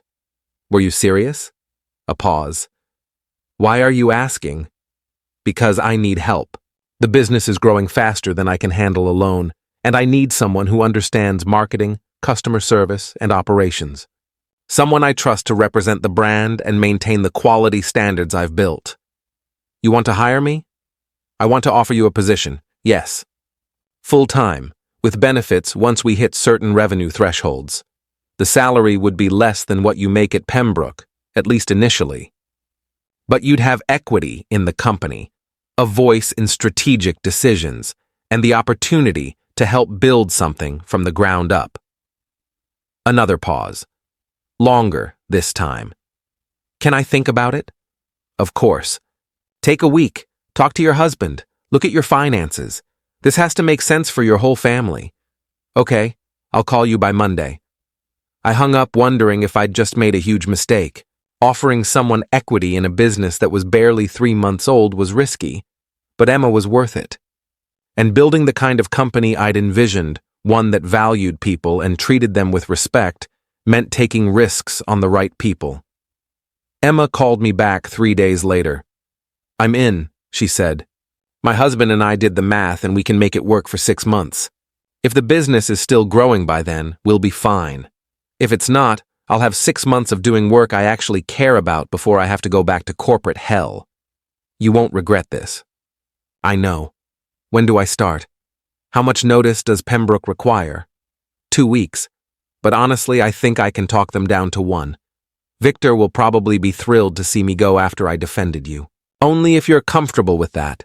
I don't want to cause problems. "Alex, you're offering me a chance to be part of something real. That's worth a little discomfort with Victor." Emma started the following Monday. I'd never seen someone so happy to take a pay cut and work longer hours. We spent her first day at the commissary, me teaching her production processes and quality control standards. She was a quick learner, and by the afternoon, she was pouring candles with the confidence of someone who'd been doing it for months. "This is so much better than spreadsheets," she said, watching a candle cure. "I forgot what it's like to make something tangible." "Welcome to the team," I said. "Population 2, for now, but give it 6 months. We'll need more people." She was right. By Christmas, we'd hired 2 part-time production assistants, college students who needed flexible hours and loved the work. By January, we'd added a part-time bookkeeper to handle the increasingly complex financial tracking. Aria's Aromatics was becoming a real company. Revenue in our fourth month was $47,000. In month 5, $62,000. By month 6, we'd hit $81,000 and were on track to break $100,000 in month 7. The numbers were staggering. In 6 months, I'd built a business generating more revenue than my annual Pembroke salary, and we were still growing. Spring arrived with new challenges and opportunities. The hotel chain wanted to expand our partnership to include amenities beyond candles, soaps, bath salts, lotions. It was a natural extension of the brand, but it required expertise I didn't have. I needed to either learn product formulation or partner with someone who already knew it. I chose partnership. Through Patricia's network, I connected with a woman named Olivia who'd been making handcrafted soaps for 15 years. Her business was successful but small, and she'd been looking for opportunities to scale without losing the artisanal quality that defined her brand. We met for coffee in February and discovered immediate synergy. Her aesthetic matched mine, her values aligned with the company I was building, and her products were exceptional. Within 2 weeks, we'd hammered out a partnership agreement. She'd produce soaps and bath products under the Aria's Aromatics brand. I'd handle marketing and wholesale relationships, and we'd split profits 60-40 until she'd recouped her initial investment, then moved to 50-50. The hotel chain loved the expanded product line. So did our boutique accounts. By March, we were offering complete gift sets and bath collections, and our revenue jumped accordingly. Emma took over most of the wholesale relationship management, freeing me to focus on product development and strategic planning. She was brilliant at it, organized, personable, and relentlessly detail-oriented. Several buyers told me they worked with us specifically because Emma made it so easy. "You hired well," Olivia commented after meeting Emma at the commissary. "She's a keeper." "I know. I'm lucky she took a chance on me." "You gave her something to take a chance on. That's not luck. That's vision." In April, something unexpected happened. I got a call from Lawrence, the HR director from Pembroke Solutions. "Alexandria, I hope you don't mind me reaching out," he said. "I got your number from Emma before she left. It's fine. What can I do for you?" "I wanted to let you know that Victor Brennan is no longer with the company." I sat down, processing this. "What happened?" "I can't share details, but I can say that several employees filed formal complaints after you left. Your exit interview was part of a larger pattern we'd been seeing. The board conducted an investigation, and they decided to make a leadership change." Victor was gone. After 15 years of terrorizing employees and getting away with it, he'd finally faced consequences. "I'm sorry to hear that," I said, and meant it. Not sorry that he'd faced accountability, but sorry that it had taken so long and hurt so many people. "I also wanted to apologize," Lawrence continued. "In your exit interview, you documented concerns about management practices. I should have acted on them sooner. I should have protected you and others from that environment. You were doing your job within the constraints you had. I don't blame you. Still, I wanted you to know. And I wanted to tell you that several of your former colleagues speak highly of what you're building. If you're ever looking for experienced marketing talent, we'd be happy to provide references." It was as close to an admission that Pembroke had failed me as I was likely to get. I appreciated it, even if it came too late to matter. "Thank you, Lawrence. I appreciate that." After hanging up, I sat with the news for a while. Victor was gone. The man who'd humiliated me, threatened me, and tried to destroy my confidence had been removed from the position he'd abused for so long. I'd spent months not thinking about him, focused entirely on building my own success, but hearing that he'd faced consequences brought a satisfaction I hadn't expected. Not revenge, exactly. I hadn't done anything to cause his downfall. But justice. The universe had a way of correcting imbalances eventually. I called Emma to tell her. "Oh my God," she said. "Finally." "Do you know how many people have been waiting for that to happen? Lawrence said there were formal complaints after I left. Multiple people found courage after you spoke up. What you said on your last day, about good leaders not needing to threaten or manipulate, It resonated with people. It gave them language for what they'd been experiencing and permission to call it what it was. I wasn't trying to start a rebellion. You didn't have to try. You just had to tell the truth. That's always been your superpower, Alex. We celebrated that evening with the whole team, Emma, Olivia, and our 4 part-time employees. We went to a nice restaurant, ordered too much food, and toasted to accountability and second chances. To Alexandria, Emma said, raising her glass, for showing us what courage looks like and proving that leaving toxic environments isn't giving up, it's leveling up. To all of us, I countered, for building something better together. By May, we'd outgrown the commissary. We needed a dedicated production facility, a space that was ours, where we could set up permanent equipment and expand without restrictions. I found it in an old converted warehouse in the industrial district. 2,500 square feet of open space with high ceilings, excellent ventilation, and loading dock access. The rent was manageable, and with some renovation, it could become everything we needed. Emma and I stood in the empty space, imagining possibilities. Production area here, I said, gesturing to the main floor. Packaging and shipping there, office space in that corner, storage along this wall. It's perfect, Emma agreed. Room to grow for at least a few years. Are we really doing this? Signing a 3-year lease? We're really doing this. We're not a startup anymore, Alex. We're a real business with real momentum. It's time to commit. She was right. We'd been playing it safe, operating out of rented space with month-to-month flexibility. But you couldn't build an empire on month-to-month thinking. At some point, you had to commit to the vision. We signed the lease in early June and spent the next 3 weeks transforming the space. We painted walls, installed proper lighting, set up production lines, and created a small but comfortable office area. Emma hung photos on the walls, pictures of our products, our team, our first successful trade show. Company history, she explained. 10 years from now, we'll look at these and remember when it was just us figuring things out. The new facility opened officially on July 1st, exactly 9 months after my last day at Pembroke. We had a small celebration.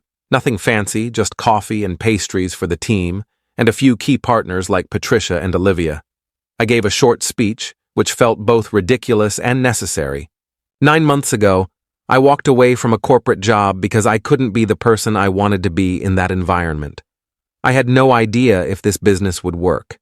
I just knew I had to try, and you all took chances on me, joining this crazy venture when it was barely more than an idea and a lot of hope. I looked around at the faces of people who'd become more than employees. They'd become collaborators, friends, the foundation of something bigger than any of us individually. This space represents a commitment to quality, to growth, to treating people well, and to building a company that aligns with our values. Thank you for being part of this journey. I couldn't have done any of it without you.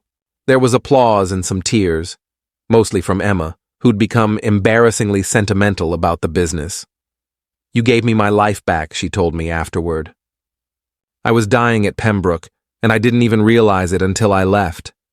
So thank you. You gave yourself your life back.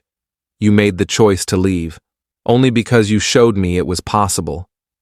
That night, alone in the new facility after everyone had gone home, I walked through the space slowly. The production area where candles would be made, the shipping station where orders would be packed, the office where Emma and I would plan strategy and solve problems. This was mine. Ours.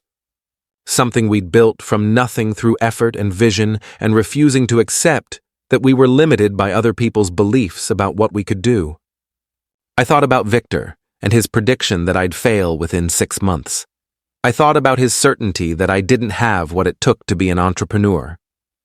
I thought about all the small cruelties and dismissals that were supposed to keep me in my place, and I smiled, because the best revenge wasn't proving him wrong, though I'd certainly done that. The best revenge was building something so successful, so aligned with my values, so fulfilling, that I forgot to care whether he'd been wrong or right. He'd become irrelevant. And that was the truest victory of all. The first-year anniversary arrived in October with startling speed. exactly 12 months since Victor had humiliated me in that boardroom. 12 months since I'd started planning my escape. 12 months since I'd made the decision to bet on myself instead of settling for someone else's limitations. The business had transformed beyond my wildest projections. Annual revenue was on track to hit $950,000, nearly $1 million in our first full year. We employed 8 people full-time and another 6 part-time. We had 43 wholesale accounts across 6 states. We'd been featured in 2 trade publications and a major lifestyle blog. Aria's Aromatics wasn't a side hustle anymore. It was a legitimate company with a reputation for quality and integrity. More importantly, it was the kind of workplace I'd wished Pembroke could have been. We offered health insurance, paid time off, and profit sharing. We had flexible schedules for parents and students. We made decisions collaboratively and treated mistakes as learning opportunities rather than occasions for punishment. People wanted to work here. We'd had to turn away qualified applicants because we simply didn't have positions to fill yet. "It's because you lead by example," Emma told me when I expressed amazement at our recruitment success. "You're not a boss who demands respect. You're a leader who earns it. There's a difference, and people recognize it." To celebrate the anniversary, we organized a customer appreciation event at our facility. We invited our wholesale partners, our regular direct customers, and anyone who'd supported us along the way.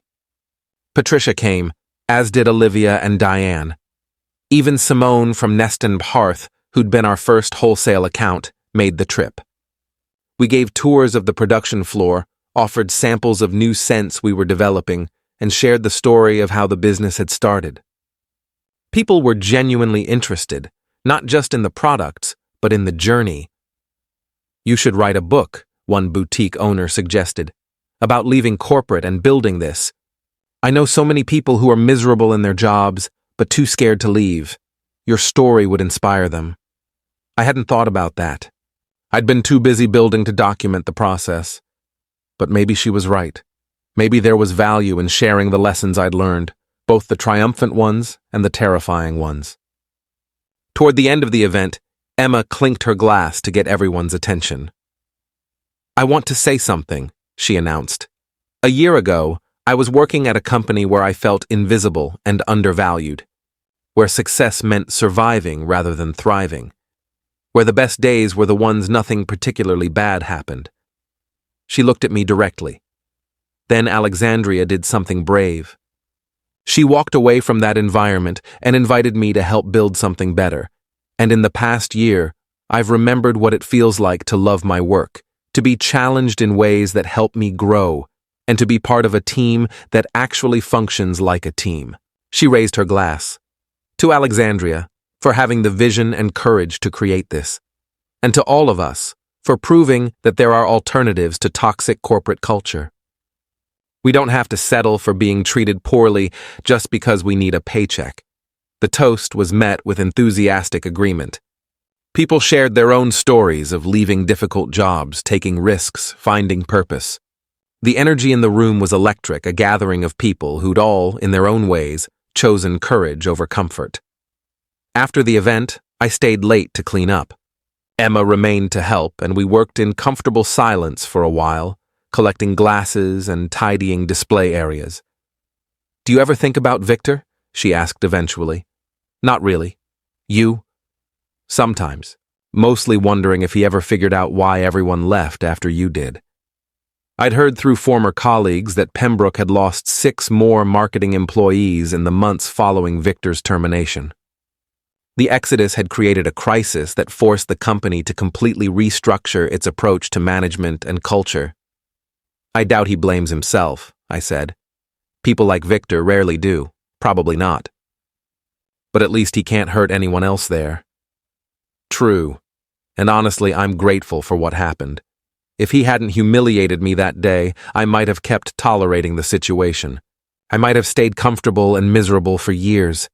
His cruelty was the push I needed to make a change. That's very evolved of you. Not evolved, just honest.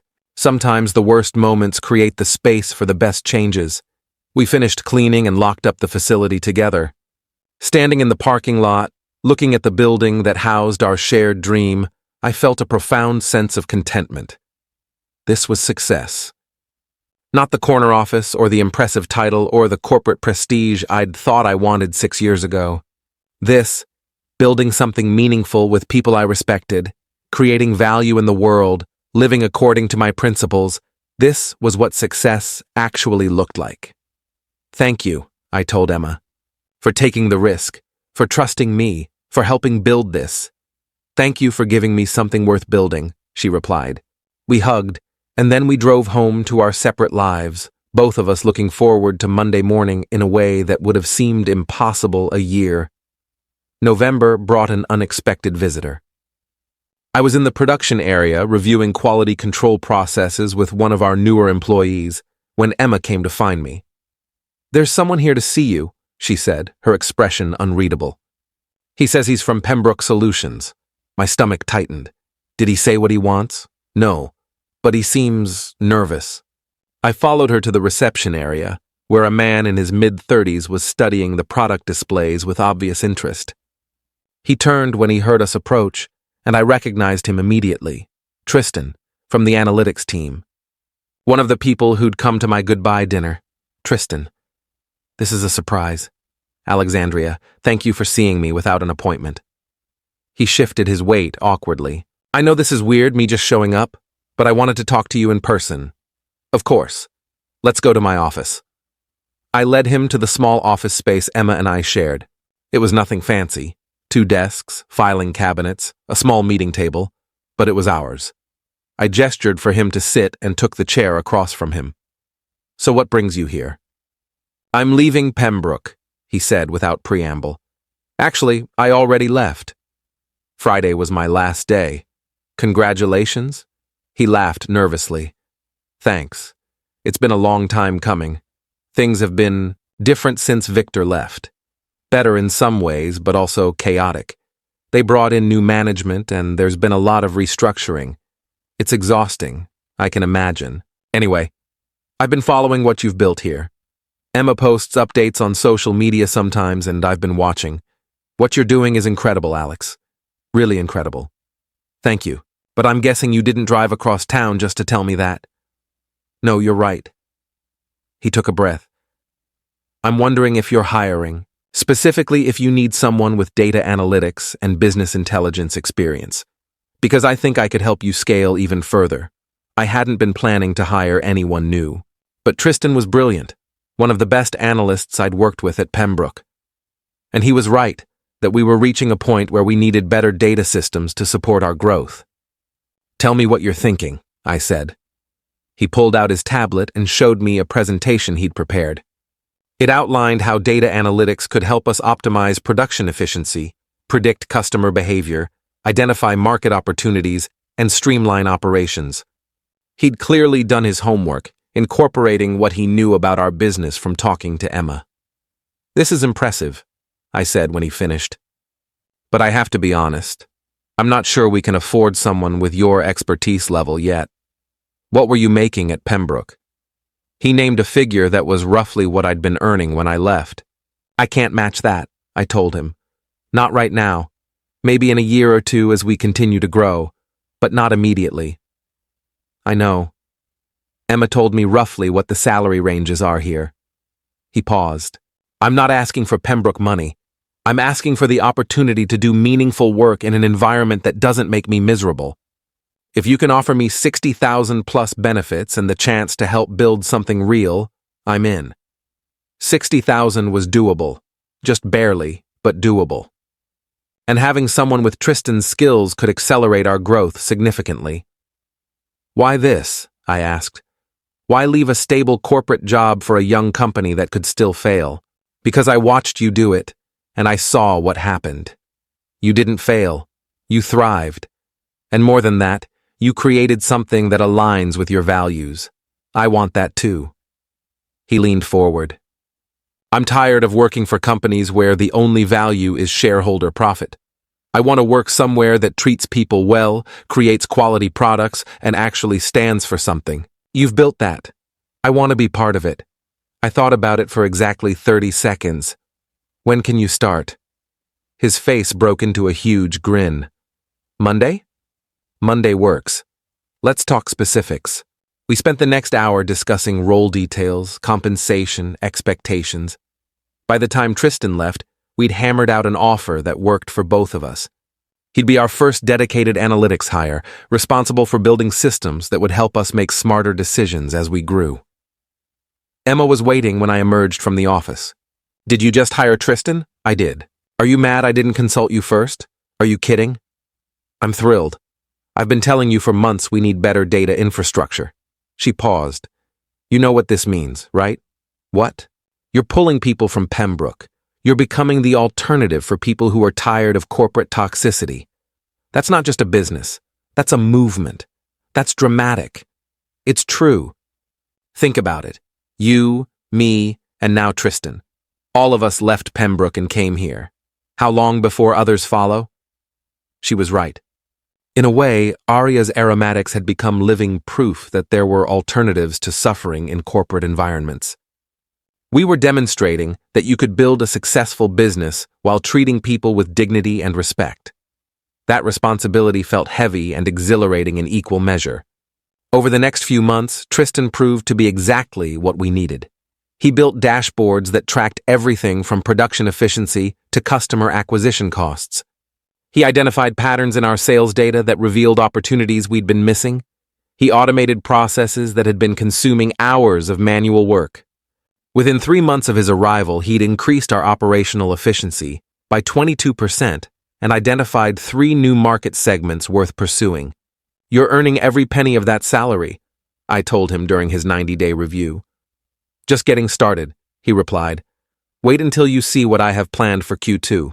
December brought our biggest order yet. A national retail chain wanted to test our products in 50 stores across the country. If the pilot was successful, they'd roll it out to all 300 locations. The order was massive, 15,000 units for initial stocking. It would require every bit of our production capacity and then some. But the exposure would be transformative. We'd go from a regional artisan brand to a nationally recognized name. I called an emergency team meeting to discuss whether we could handle it. We'd need to hire more production staff, Emma said, running numbers on her laptop. At least 4 more full-time people, maybe 6. And we'd need to order raw materials in bulk, which means a significant capital outlay up front. Can we afford it? I asked Tristan. He pulled up his financial projections. If we take out a line of credit to cover the materials and payroll expansion, and if the retail chain pays within their stated terms, yes, but it's tight. We'd be operating with minimal cash reserves for about 3 months. What if the pilot fails and they don't extend to all stores? I asked. Then we're left with excess inventory and capacity we don't need. We'd have to find other accounts to absorb the difference, or we'd need to lay people off.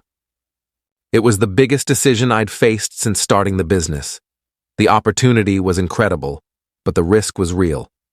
What do you think? I asked Emma. I think we didn't come this far to play it safe. This is the break we've been working toward. If we pass, someone else will take it and we'll always wonder what could have been. Tristan? The data supports taking the risk. Our product quality is excellent, our customer retention rates are outstanding, and retail placement would open doors we can't even imagine yet. I say we go for it. I looked around at my team. These people who'd believed in me, who'd taken their own risks to be part of this. They were all nodding, faces full of determination and hope. Okay, I said. Let's do it. Emma, start the hiring process. Tristan, set up the line of credit. Everyone, get ready for the busiest quarter of your lives. The room erupted in excitement. We were really doing this, taking Aria's aromatics from a regional success story to a national brand. That night, I stayed late at the facility, walking through the production floor in the quiet. Tomorrow, we'd start hiring. Next week, we'd begin ramping up production. In 6 weeks, our products would be on shelves in stores we'd only dreamed of reaching. I thought about the day Victor had held up my catalog like it was garbage, about his prediction that I'd fail, about his certainty that I didn't have what it took to build something real. And I thought about where I was now, running a nearly $1 million business, employing 11 people, about to sign a deal with a national retail chain. I'd proven him wrong in every possible way. But more importantly, I'd proven something to myself, that I was capable of more than I'd ever imagined. That the limitations I'd accepted for years weren't real. They were just stories other people had told me, and I'd mistaken them for truth. The real victory wasn't the success of the business. It was the reclamation of my own power and potential. I pulled out my phone and opened my email. There was a message from Diane with the subject line, "Proud of you." Alex saw the announcement about the retail deal. "I wanted to tell you how proud I am of what you've built. Not just the business, but the life. You took a terrifying leap, and you didn't just survive, you soared. Remember that day in my office when you were trying to decide whether to quit? You were so scared. And I told you that in 5 years of doing this work, I'd never had a client regret taking the leap, only regret not taking it sooner. You're proof of that. You're the story I tell other clients when they're afraid. Congratulations on everything you've accomplished, and on everything that's still to come. Diane." I read the message twice, feeling emotion tighten my throat. Then I typed a response. "Diane, thank you for everything. For the legal guidance, obviously, but more for believing in me when I was still learning to believe in myself. You're right. I was terrified that day. I'm still scared sometimes. But it's a different kind of fear now. Not the fear of staying stuck, but the fear of how big this could become. How much responsibility comes with success? How many people are counting on me to not screw this up? But I'll take that fear over the slow death of staying somewhere I didn't belong. Thank you for helping me see that I had a choice." Alex, I hit send and stood up, stretching muscles sore from long hours. Tomorrow would bring new challenges. Next week would be harder. The month after that would test us in ways we couldn't predict. But we'd handle it, together. Because that's what teams did. They faced hard things and figured them out. I locked up the facility and drove home through December darkness, already planning the next day's priorities. The work never stopped.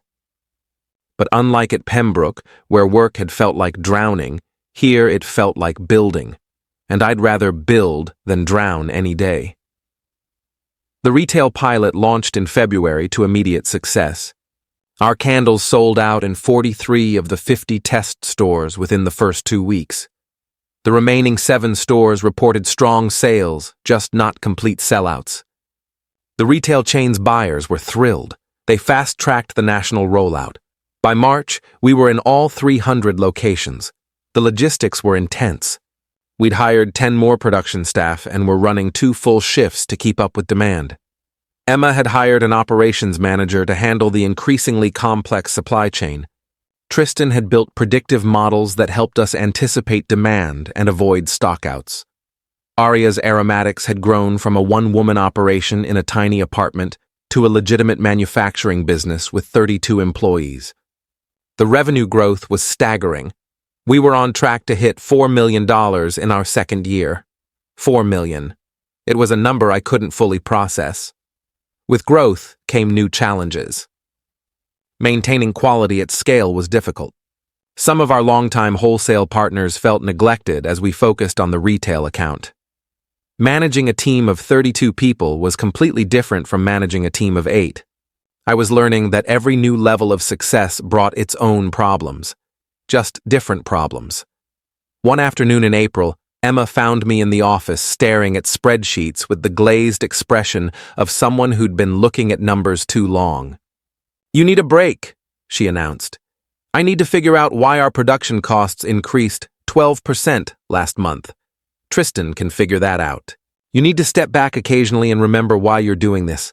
She closed my laptop despite my protest. "Come on, we're taking a walk." We walked through the warehouse district, past other converted industrial buildings that now housed tech startups and art studios and small manufacturers like us. The spring air was cool and pleasant, and I felt my shoulders begin to unknot. "You're burning out," Emma said gently. "I can see it happening." "I'm fine." "Alex, you work 14-hour days, 7 days a week. You haven't taken a day off in 6 months. You're not fine. You're running on fumes and adrenaline. There's so much to do. There's always going to be so much to do. That's what it means to run a growing business. But you can't sustain this pace indefinitely. She stopped walking and turned to face me. Remember why you left Pembroke? It wasn't just because Victor was terrible. It was because you were burning out from the constant pressure and lack of balance. Don't recreate that pattern here. She was right, and I knew it. I'd been so focused on proving the business could succeed that I'd neglected my own well-being in the process. What do you suggest? Take a vacation. A real one, not a weekend where you check email 50 times a day. Go somewhere beautiful and restful. Trust that your team can handle things for a week. A week? Yes, a week. The business won't collapse without you. In fact, giving your team the space to solve problems without you will make them stronger. I'll think about it. Don't think about it. Do it. That's an order from your partner and friend. I smiled despite my resistance. You're giving me orders now? Someone has to, before you work yourself into a health crisis. You've built something amazing, Alex. Don't destroy yourself in the process of maintaining it. I took her advice. In May, I went to Vermont, to the town where my grandmother had lived, where I'd learned to make candles in her sunlit kitchen. I rented a small cottage for a week and did nothing but read, walk, and remember what it felt like to exist without a to-do list. It was the first time I'd truly relaxed in nearly 2 years. On the 4th day, sitting on the cottage porch with morning coffee, I realized something. The business didn't need me constantly hovering over every decision. My team was competent and committed. They could handle things without me micromanaging. My role was shifting from doing everything myself to trusting others to do things well. That was harder than it sounded, but it was necessary. When I returned to work the following Monday, everything was fine.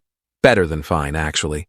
The team had handled a production issue I hadn't even known about, landed a new wholesale account, and improved a process that had been frustrating them for months.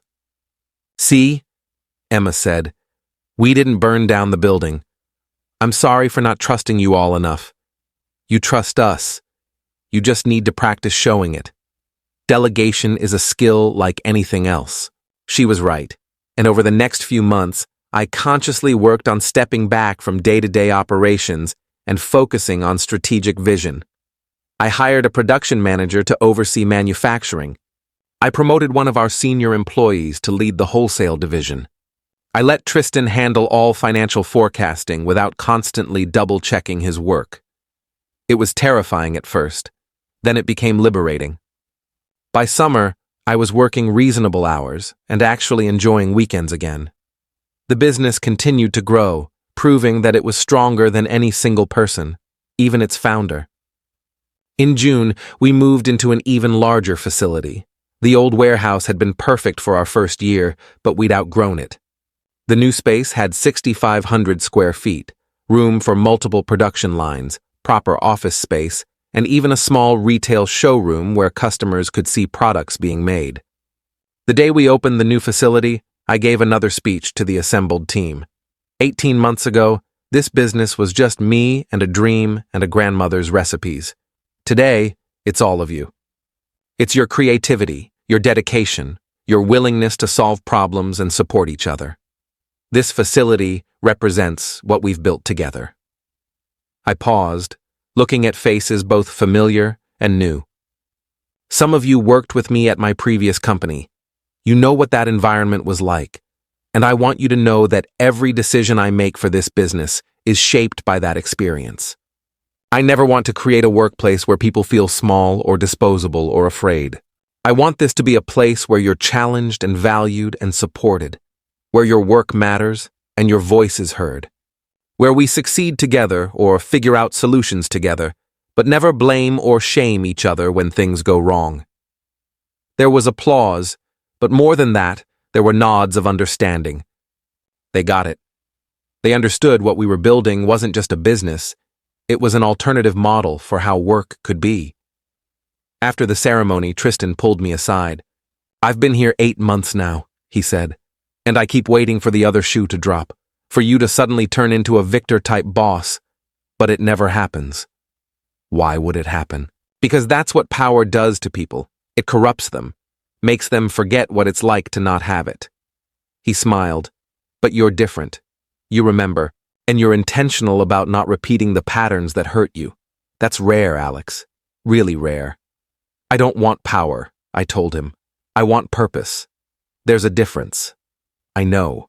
That's why people want to work here. The second anniversary arrived in October with a team celebration that felt more like a family reunion than a corporate event. We'd grown to 47 employees. Annual revenue was projected to hit $7 million. We had wholesale accounts in 17 states and were in negotiations with international distributors. Aria's Aromatics had become a recognized brand in the artisan lifestyle space. But the numbers, while impressive, weren't what made me proudest. What made me proud was the culture we'd built, the way team members collaborated without ego, the way we celebrated successes and supported each other through challenges, the way people genuinely seemed happy to come to work. We had virtually no turnover. In 2 years, we'd only lost 3 employees, and 2 of those had been unavoidable life circumstances. In an industry where annual turnover often exceeded 30%, that was remarkable. You're doing something right, our insurance broker had told me during our annual review. Your workers' comp claims are practically non-existent. Your team either loves working here or they're very careful people. Both, hopefully. The anniversary party was catered. We'd come far enough that I could afford to hire professionals instead of asking team members to bring potluck dishes. There was a DJ, a photo booth, and personalized gifts for every employee. Engraved compasses with the inscription, "Find your true north." Cheesy? I asked Emma as we were setting up. Perfectly cheesy. They'll love it. She was right. People were genuinely moved by the gesture. Several told me they'd keep the compasses on their desks as reminders of why they'd chosen to work here. Midway through the party, I noticed a familiar face near the entrance. For a moment, I couldn't place them. Then recognition clicked. Marcus, from Pembroke. He looked different than I remembered, less polished, more uncertain. Gone was the cocky swagger he'd worn like armor at the office. I excused myself from the conversation I was having and walked over to him. Marcus, this is unexpected. Alexandria, I'm sorry for just showing up. I wasn't sure if I should, but... He trailed off, looking uncomfortable. Can we talk? Just for a few minutes? Curious, I led him to a quiet corner away from the party noise. What's going on? I asked. I wanted to apologize, he said, the words coming out in a rush. For how I treated you at Pembroke, for the things I said when you were leaving, for all of it, really. I'd imagined this moment occasionally over the past 2 years. In my fantasies, I'd been cold and cutting, making him feel as small as he'd tried to make me feel. But now that it was actually happening, I mostly felt curious about what had prompted the change. What brought this on? I asked, not unkindly. I got fired 6 months ago, he said. After Victor left, the new management team started reviewing everyone's performance. Turns out that without Victor protecting me, my work didn't hold up to scrutiny. They discovered I'd been taking credit for other people's ideas, including yours. I was let go for misrepresentation and lack of integrity. I'm sorry to hear that. Don't be. I deserved it. He looked at the party happening behind us, at the obvious camaraderie and joy. I've been job hunting since then, and it's been... humbling. Nobody wants to hire someone with a termination for ethics violations on their record. I've had a lot of time to think about the choices I made and the person I became. And I realized I was trying to survive in a toxic system by becoming toxic myself. Victor rewarded cruelty and self-promotion, so that's what I became, but it wasn't who I wanted to be. It was just who I thought I needed to be to succeed. He met my eyes. Watching what you've built here, reading about it in trade publications, seeing how successful you've become by doing the exact opposite of what Victor taught us, it made me realize how wrong I was. About everything. What do you want from me, Marcus? Nothing. I'm not here to ask for a job or for you to put in a good word somewhere. I just wanted to apologize. You deserved better than how I treated you, and I'm sorry I was part of making your time at Pembroke so miserable. I studied him, looking for signs of manipulation or insincerity, but he just looked tired and genuinely regretful. "I appreciate the apology," I said finally. "And for what it's worth, I hope you land somewhere better, somewhere that doesn't require you to compromise your integrity to survive." "Thank you. That's more grace than I deserve." He hesitated. "Can I ask you something?" "Sure. How did you know? That leaving was the right choice? Weren't you terrified?" I was absolutely terrified, but I was also suffocating. And at some point, the fear of staying became bigger than the fear of leaving. I thought about how to explain it. Victor made a mistake when he humiliated me that day. He thought he was putting me in my place, but what he actually did was show me that I had nothing left to lose. Once you realize you're already at rock bottom in a situation, there's only one direction left to go. "Up," Marcus said softly. "Exactly. Up." He thanked me again and left. I watched him go, feeling an unexpected compassion. Marcus had been a jerk, but he'd also been a victim of the same toxic environment that had hurt me. The difference was that I'd found a way out, and he'd stayed until it destroyed him. I hoped he'd find his way to something better. Everyone deserved that chance. Back at the party, Emma found me. Was that Marcus from Pembroke? Yeah. He came to apologize. Wow. That must have felt good. It felt complicated. But mostly, it reminded me how lucky I am.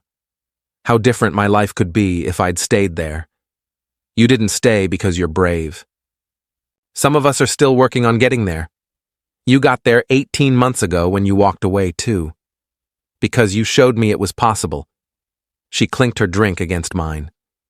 To showing people what's possible. To building better alternatives, I countered. The party continued late into the evening. People shared stories, laughed together, celebrated the success we'd built collaboratively. This was what work could be, not a survival game, but a shared journey towards something meaningful. Later that night, after everyone had left and I was doing a final walkthrough of the facility, I found myself in the production area. The space was clean and organized, ready for Monday morning's shift. Equipment stood silent but ready, everything in its place. I thought about the first candles I'd made in my apartment kitchen, stirring wax on a hot plate and pouring into mason jars. I thought about Victor's face when he'd held up my catalog like it was trash. I thought about the terror and exhilaration of quitting, the long nights of building, the moments of doubt and the moments of triumph.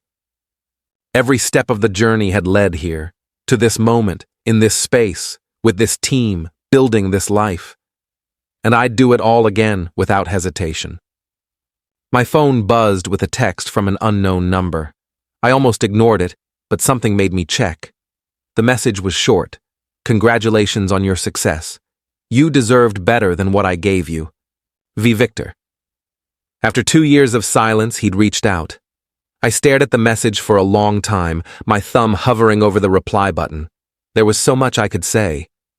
About how his cruelty had cost him his job, about how many people he'd hurt, about how his predictions about my failure had been spectacularly wrong. But in the end, I just deleted the message without responding. He didn't deserve my energy, positive or negative. He'd been a chapter in my story, but he wasn't the story itself. The story was about what I'd built after leaving him behind. Some people spend their lives seeking revenge against those who wronged them.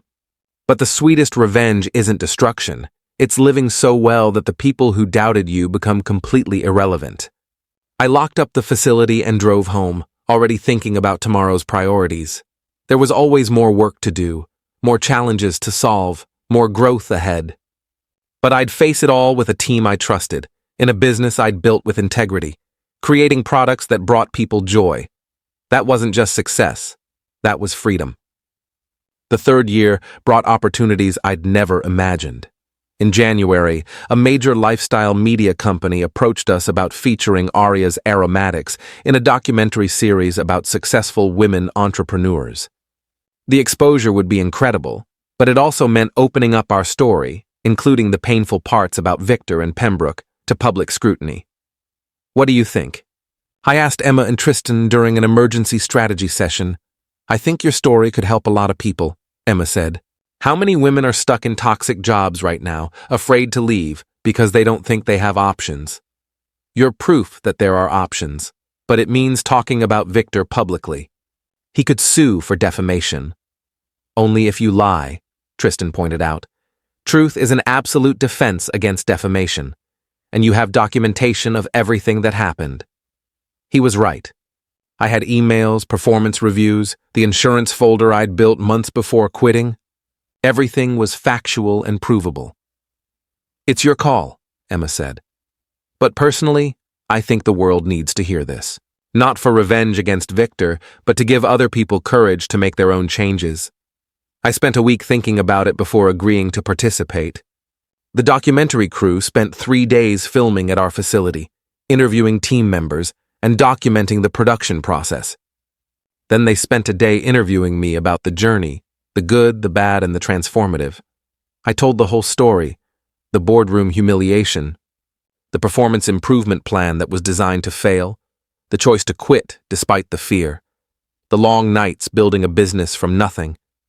The moment I realized I'd actually succeeded.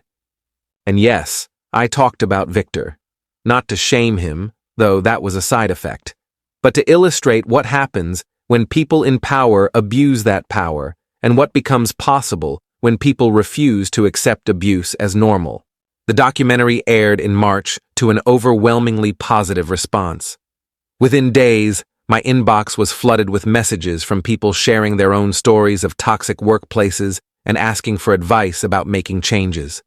One message stood out.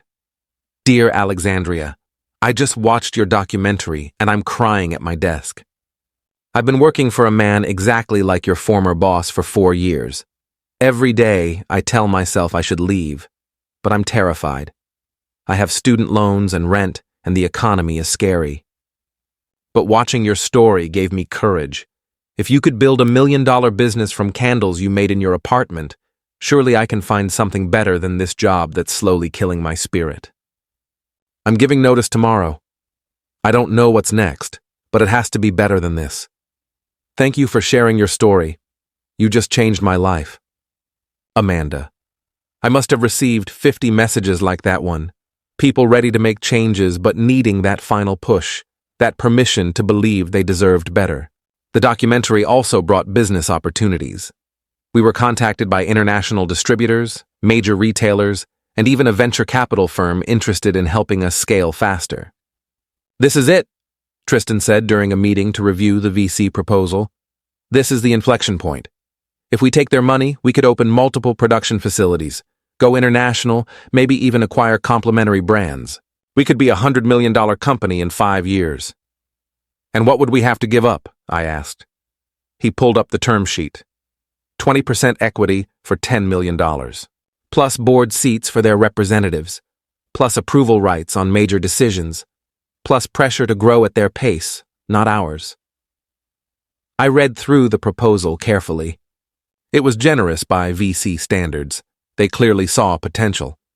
But it also meant giving up some of the control that had allowed us to build the kind of company we wanted. What's your gut telling you? Emma asked. My gut says we don't need them. We're already growing sustainably. We're profitable. We have capital access through banking relationships. The only thing VC money gives us is speed, but at what cost? The cost of independence, Tristan said, and culture. Investors care about returns. If our employee-focused culture impacts profit margins, they'll pressure us to change it.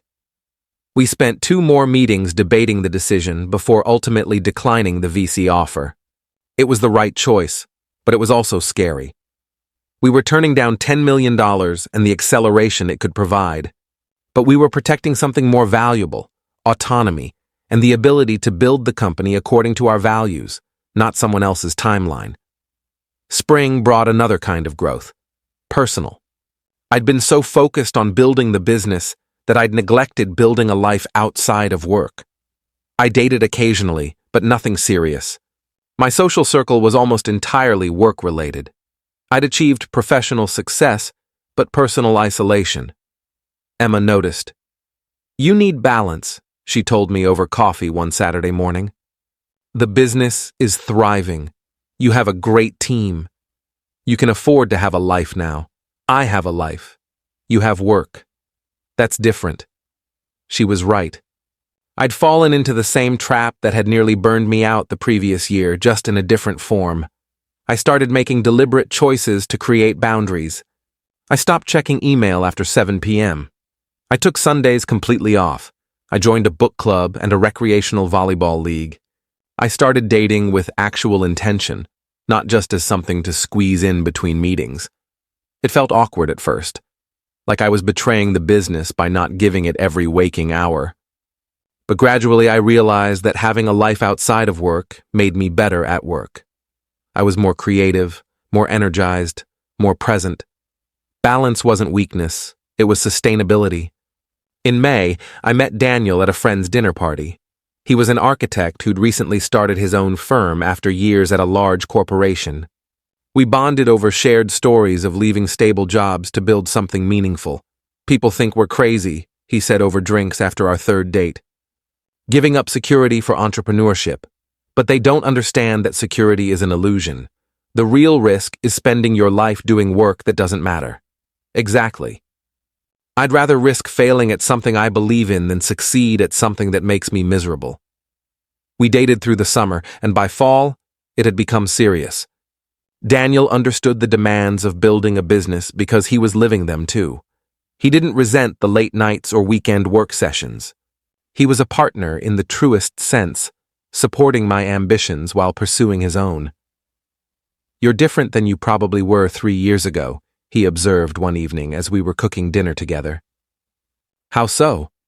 "You're confident in a way that seems hard-earned, like you've proven something to yourself and don't need to prove it to anyone else anymore." He was right. The desperate need for external validation that had driven so much of my corporate career was gone. I knew what I was capable of because I'd done it. I didn't need Victor's approval or Pembroke's recognition or anyone else's permission to feel successful. Success was waking up excited about the day ahead. It was working with people I respected on projects that mattered. It was building something sustainable that created value in the world. Everything else was just noise. The third anniversary celebration was different from the previous years. Instead of a single party, we organized a week of events, a company retreat to a lake house, a formal awards ceremony recognizing outstanding contributions, a day of service where we volunteered at a local shelter, and a gala dinner for employees, partners, and supporters. It was elaborate and expensive, but I wanted everyone to feel valued, not just as employees, but as the essential partners who'd built this with me. The gala was held at a restored historic venue downtown. 200 people attended. Our team, our wholesale partners, our suppliers, our legal and financial advisors, even Patricia from the commissary where it had all begun. I'd hired a professional speechwriter to help me prepare remarks, but ultimately I threw out the polished script and spoke from the heart. 3 years ago today, I began. A man I worked for held up a catalog of products I'd made and told a room full of people that I was distracted and unfocused. He thought he was putting me in my place. What he actually did was set me free. People laughed, but there was recognition in the sound. Many of them had their own stories of moments that catalyzed change. I'd love to stand here and tell you that building this company has been easy. That would be a lie. There were months when I wasn't sure I'd make payroll. Nights when I wondered if I'd made a catastrophic mistake. Moments when the fear was so overwhelming I could barely breathe. I paused, looking around at familiar faces. But you know what was worse than all of that? The years I spent being afraid in a place that didn't value me, being scared to speak up, scared to fail, scared to try. That kind of fear doesn't build anything. It just slowly erodes who you are until you forget what you're capable of. I saw Emma wiping her eyes. Several other team members were nodding. What I've learned over these 3 years is that there are 2 kinds of fear. There's the fear that paralyzes, the fear of losing security, of what other people think, of stepping outside predetermined paths. And then there's the fear that motivates, the fear of not trying, of settling, of reaching the end of your life and realizing you never built what you were meant to build. I smiled. The second fear is uncomfortable, but it's useful. It pushes you forward instead of holding you back. I gestured to encompass the room. Everyone here took some kind of risk to be part of this. Emma left a stable corporate job. Tristan did the same. Olivia partnered with an unproven company. Patricia rented space to a first-time entrepreneur with more ambition than experience. Our wholesale partners took a chance on an unknown brand. And every single team member who walks through our doors chooses to work here instead of somewhere easier, somewhere more established, somewhere with a clearer path. So this celebration isn't just about 3 years in business. It's about 3 years of collective courage, 3 years of people choosing possibility over comfort, 3 years of proving that you can build a successful company without sacrificing integrity or treating people as disposable. I raised my glass. Thank you for taking those risks. Thank you for believing in what we're building. Thank you for being the kind of colleagues and partners I wish I'd had earlier in my career. You've helped create something I'm genuinely proud of, and I'm honored to work alongside all of you. The toast was met with thunderous applause. People stood, clinking glasses and embracing. The energy in the room was electric, a tangible sense of shared purpose and accomplishment. After the speeches, the evening turned to dancing and celebration. I made my way through the crowd, thanking people individually for their contributions. Patricia pulled me aside near the bar. "You've come a long way from that first morning at the commissary," she said, eyes sparkling with pride. "I couldn't have done it without you taking a chance on me. Oh, please, you would have found another way. People like you always do." She sipped her champagne. "But I'm glad I got to be part of the story. Watching you grow from a scared entrepreneur to this confident leader has been one of the joys of my career. I'm still scared sometimes. Good. If you're never scared, you're not taking big enough risks." Later, Daniel found me taking a breather on a balcony overlooking the city lights. "Quite a party," he said, wrapping an arm around my waist. 3 years. It feels impossible that it's only been 3 years. You've built something remarkable, Alex. Not just the business, but the impact. Do you know how many people I've met who've told me you inspired them to make changes in their own lives? The documentary brought a lot of attention. It's not just the documentary, it's you. The way you lead, the choices you make, the values you demonstrate. You're proof that you can succeed without compromising who you are. He turned me to face him. "I'm proud of you. And proud to be with you." I kissed him, feeling a contentment I'd never experienced in my corporate life.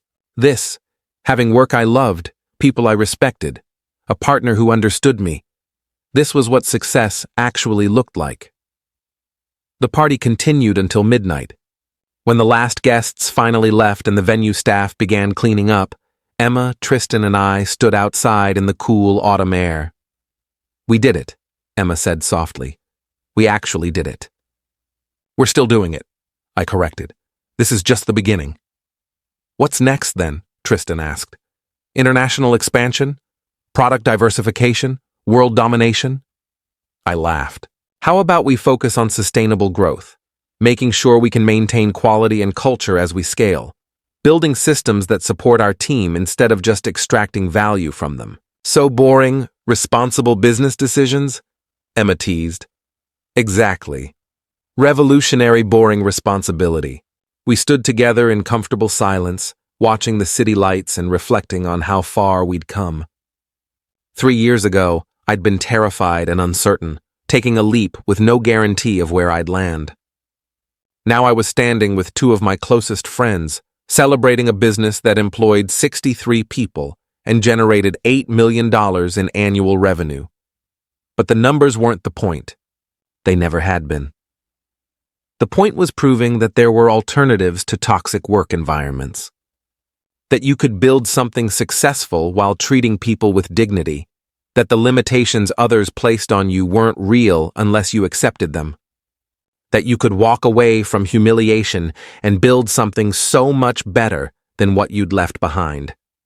6 months later, in early spring of our 4th year, I received an unexpected invitation.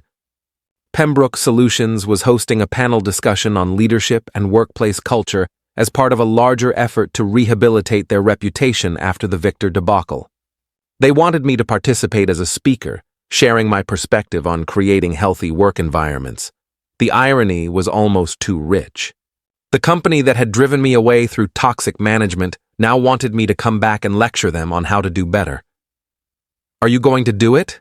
Daniel asked when I showed him the invitation. "I don't know. Part of me wants to say no out of principle. They had years to fix their culture and chose not to. Why should I help them now?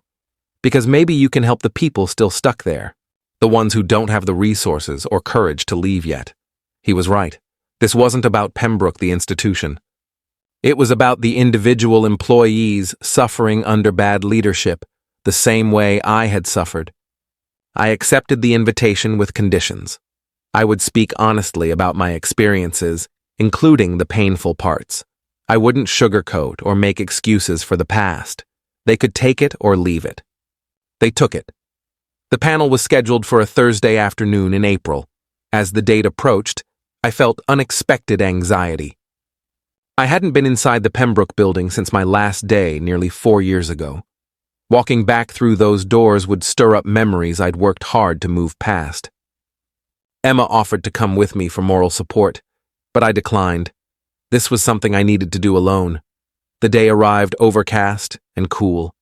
I dressed carefully in a navy suit that projected authority without aggression. I wanted to look successful, but not like I was trying to prove anything. The Pembroke lobby looked exactly as I remembered. Marble floors, corporate art, the same security desk where Dennis used to greet me. But Dennis was gone, replaced by a younger woman who checked my ID without recognition. Lawrence from HR met me at the elevator. "Alexandria, thank you for coming. I know this must be uncomfortable. It's definitely strange.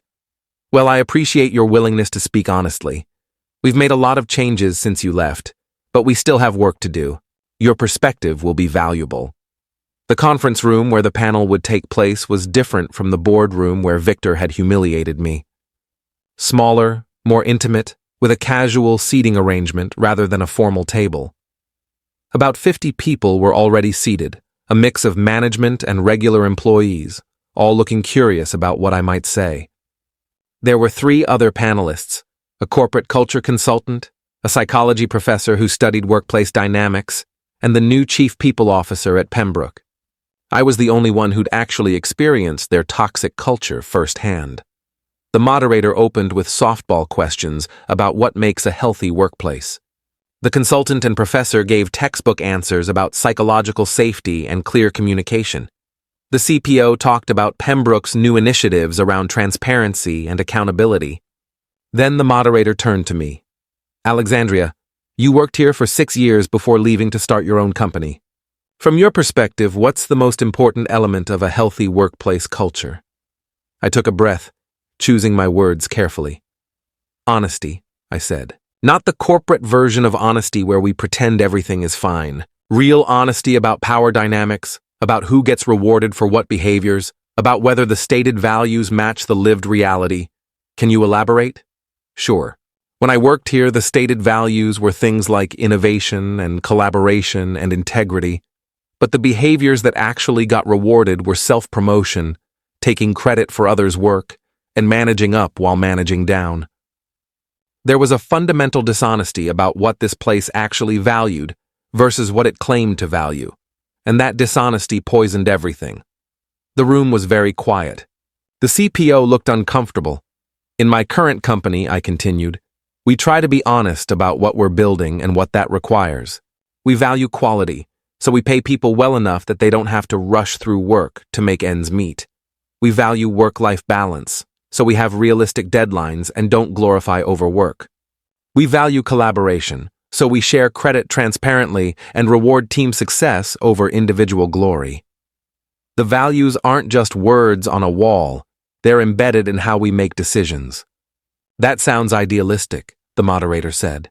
"Is it realistic for larger companies?" I think the question is whether larger companies want to prioritize those values. It's absolutely possible. It just requires leadership willing to make decisions that prioritize people over short-term profit. That's where most companies fail, not because they can't, but because they won't. The psychology professor nodded approvingly. The consultant looked thoughtful. The CPO looked like she wanted to defend Pembroke, but wasn't sure how. The moderator opened it up for questions from the audience.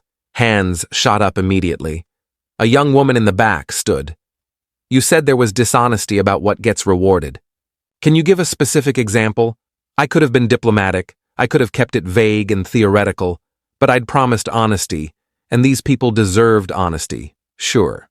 When I worked here, I led a campaign that increased a major client's market share by 40%. It was the result of months of strategic planning, creative execution, and countless late nights. At the presentation to the board, my boss, who'd contributed nothing to the project, presented it as though it were his idea and his work. He got a bonus and public recognition. I got neither. I paused. That was the moment I realized that hard work and results weren't what got rewarded here. Political positioning and relationship with leadership were what mattered. Several people in the audience were nodding vigorously. They'd experienced similar things.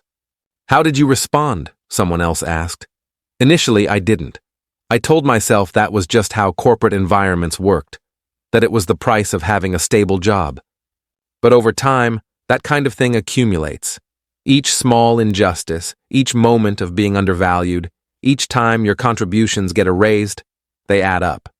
Until one day, you realize you're not building anything anymore. You're just surviving. And survival isn't enough. So you left? Eventually. But first, I spent months building an exit strategy. I started a side business that could potentially support me.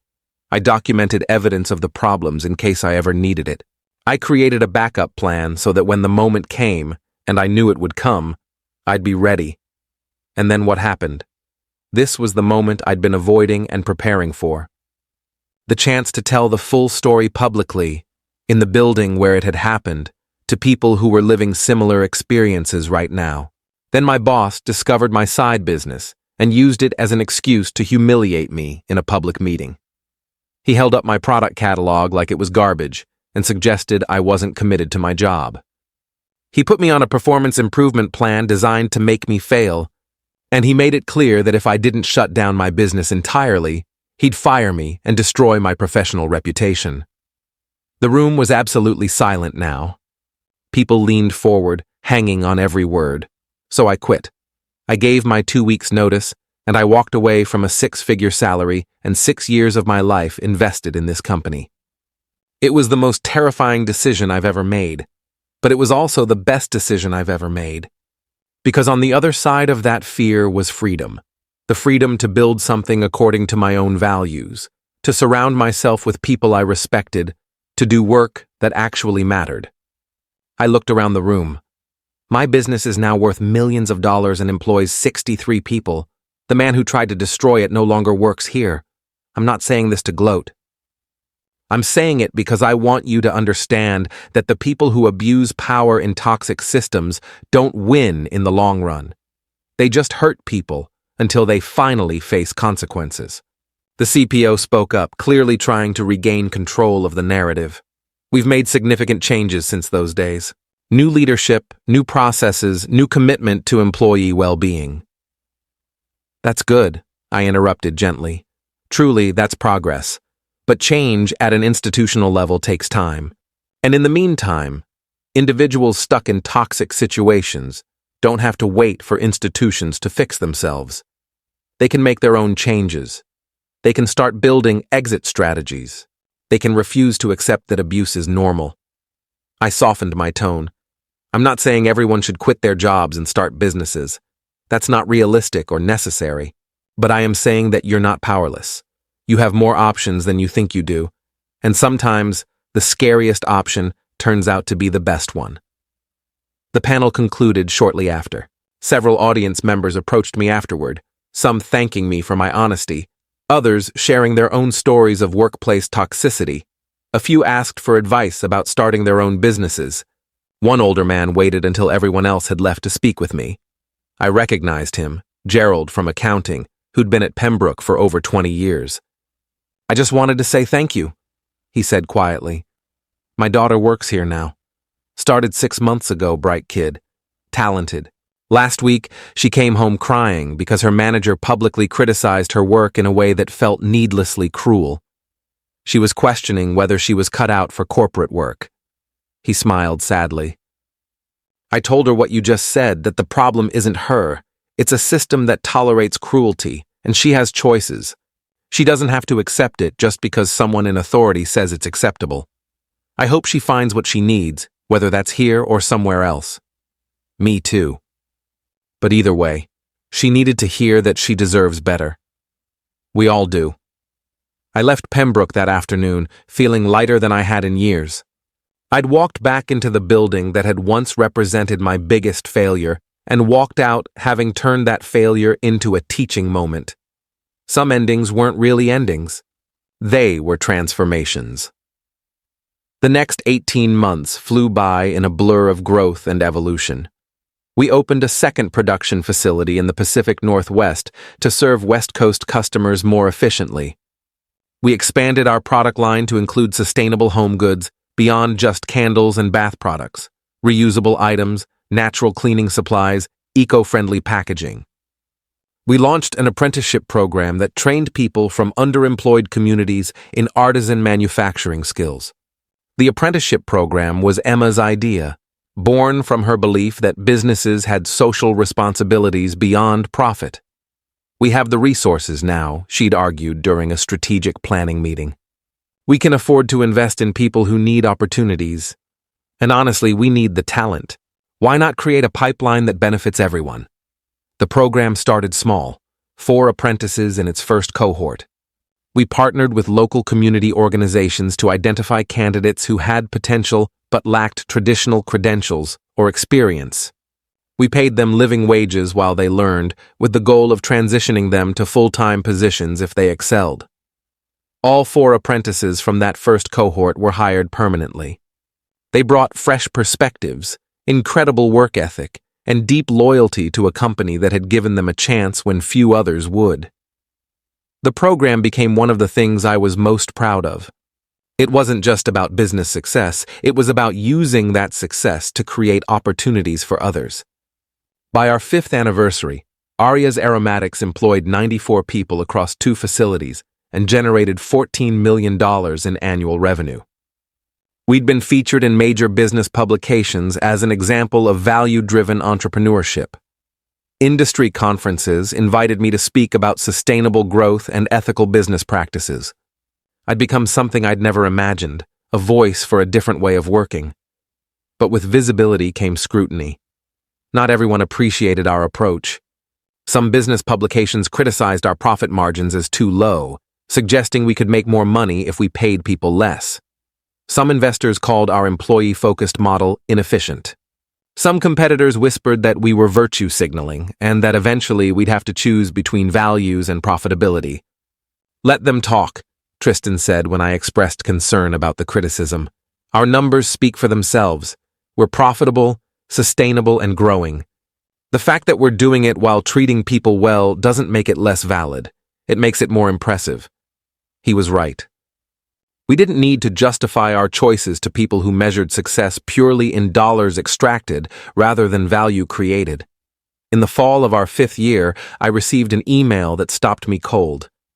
Subject: "Thank you, Alexandria. You don't know me, but I feel like I know you. I was one of probably 100 people who emailed you after your documentary aired 3 years ago. I told you I was leaving my toxic job and that your story had given me courage. I wanted to update you on what happened after that. I quit the next day, just like I said I would. I spent 6 months freelancing and figuring out what I actually wanted to do. Then I started a small consulting practice helping other small businesses with operations and strategy. It was terrifying and exhilarating and everything you described. Today, I hired my 5th employee. My business just crossed 7 figures in annual revenue. And more importantly, I'm building the kind of workplace I wish I'd had, where people are valued and challenged and supported. I'm writing because I want you to know that your story had a ripple effect. You inspired me. I'm now inspiring the people I hire. They're going to go on to build their own things or lead their own teams, and they'll carry forward the lessons about leadership and dignity that they learned working with me. That's your legacy. Not just your company, though that's remarkable, but the example you set of what's possible when someone refuses to accept that toxicity is just the cost of employment. Thank you for being brave enough to leave. Thank you for being transparent enough to share your story. Thank you for proving that there are better ways to work and live. Amanda Chen. I read the email 3 times, tears streaming down my face. This was what it had all been about. Not revenge against Victor, not proving anyone wrong, but creating a different model that others could follow, adapt, and spread. I was one person, but Amanda was one person too. And if we'd both inspired others who went on to build their own alternatives to toxic corporate culture, then we were creating real change, not through revolution, but through example. By the end of year 5, I decided to start writing the book that boutique owner had suggested years ago. Not a business how-to manual, but a story, my story, told honestly and completely. The humiliation, the fear, the incremental victories, the moments of doubt, and the ultimate transformation. I worked on it in early mornings before the business day began. Daniel proofread chapters and offered feedback. Emma and Tristan contributed their perspectives on their own journeys from corporate dissatisfaction to entrepreneurial fulfillment.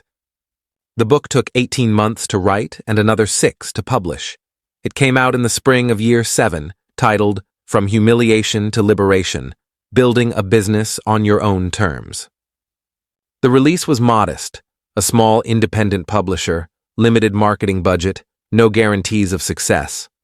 But within 2 months, it had sold 40,000 copies. Within 6 months, it was being translated into 8 languages.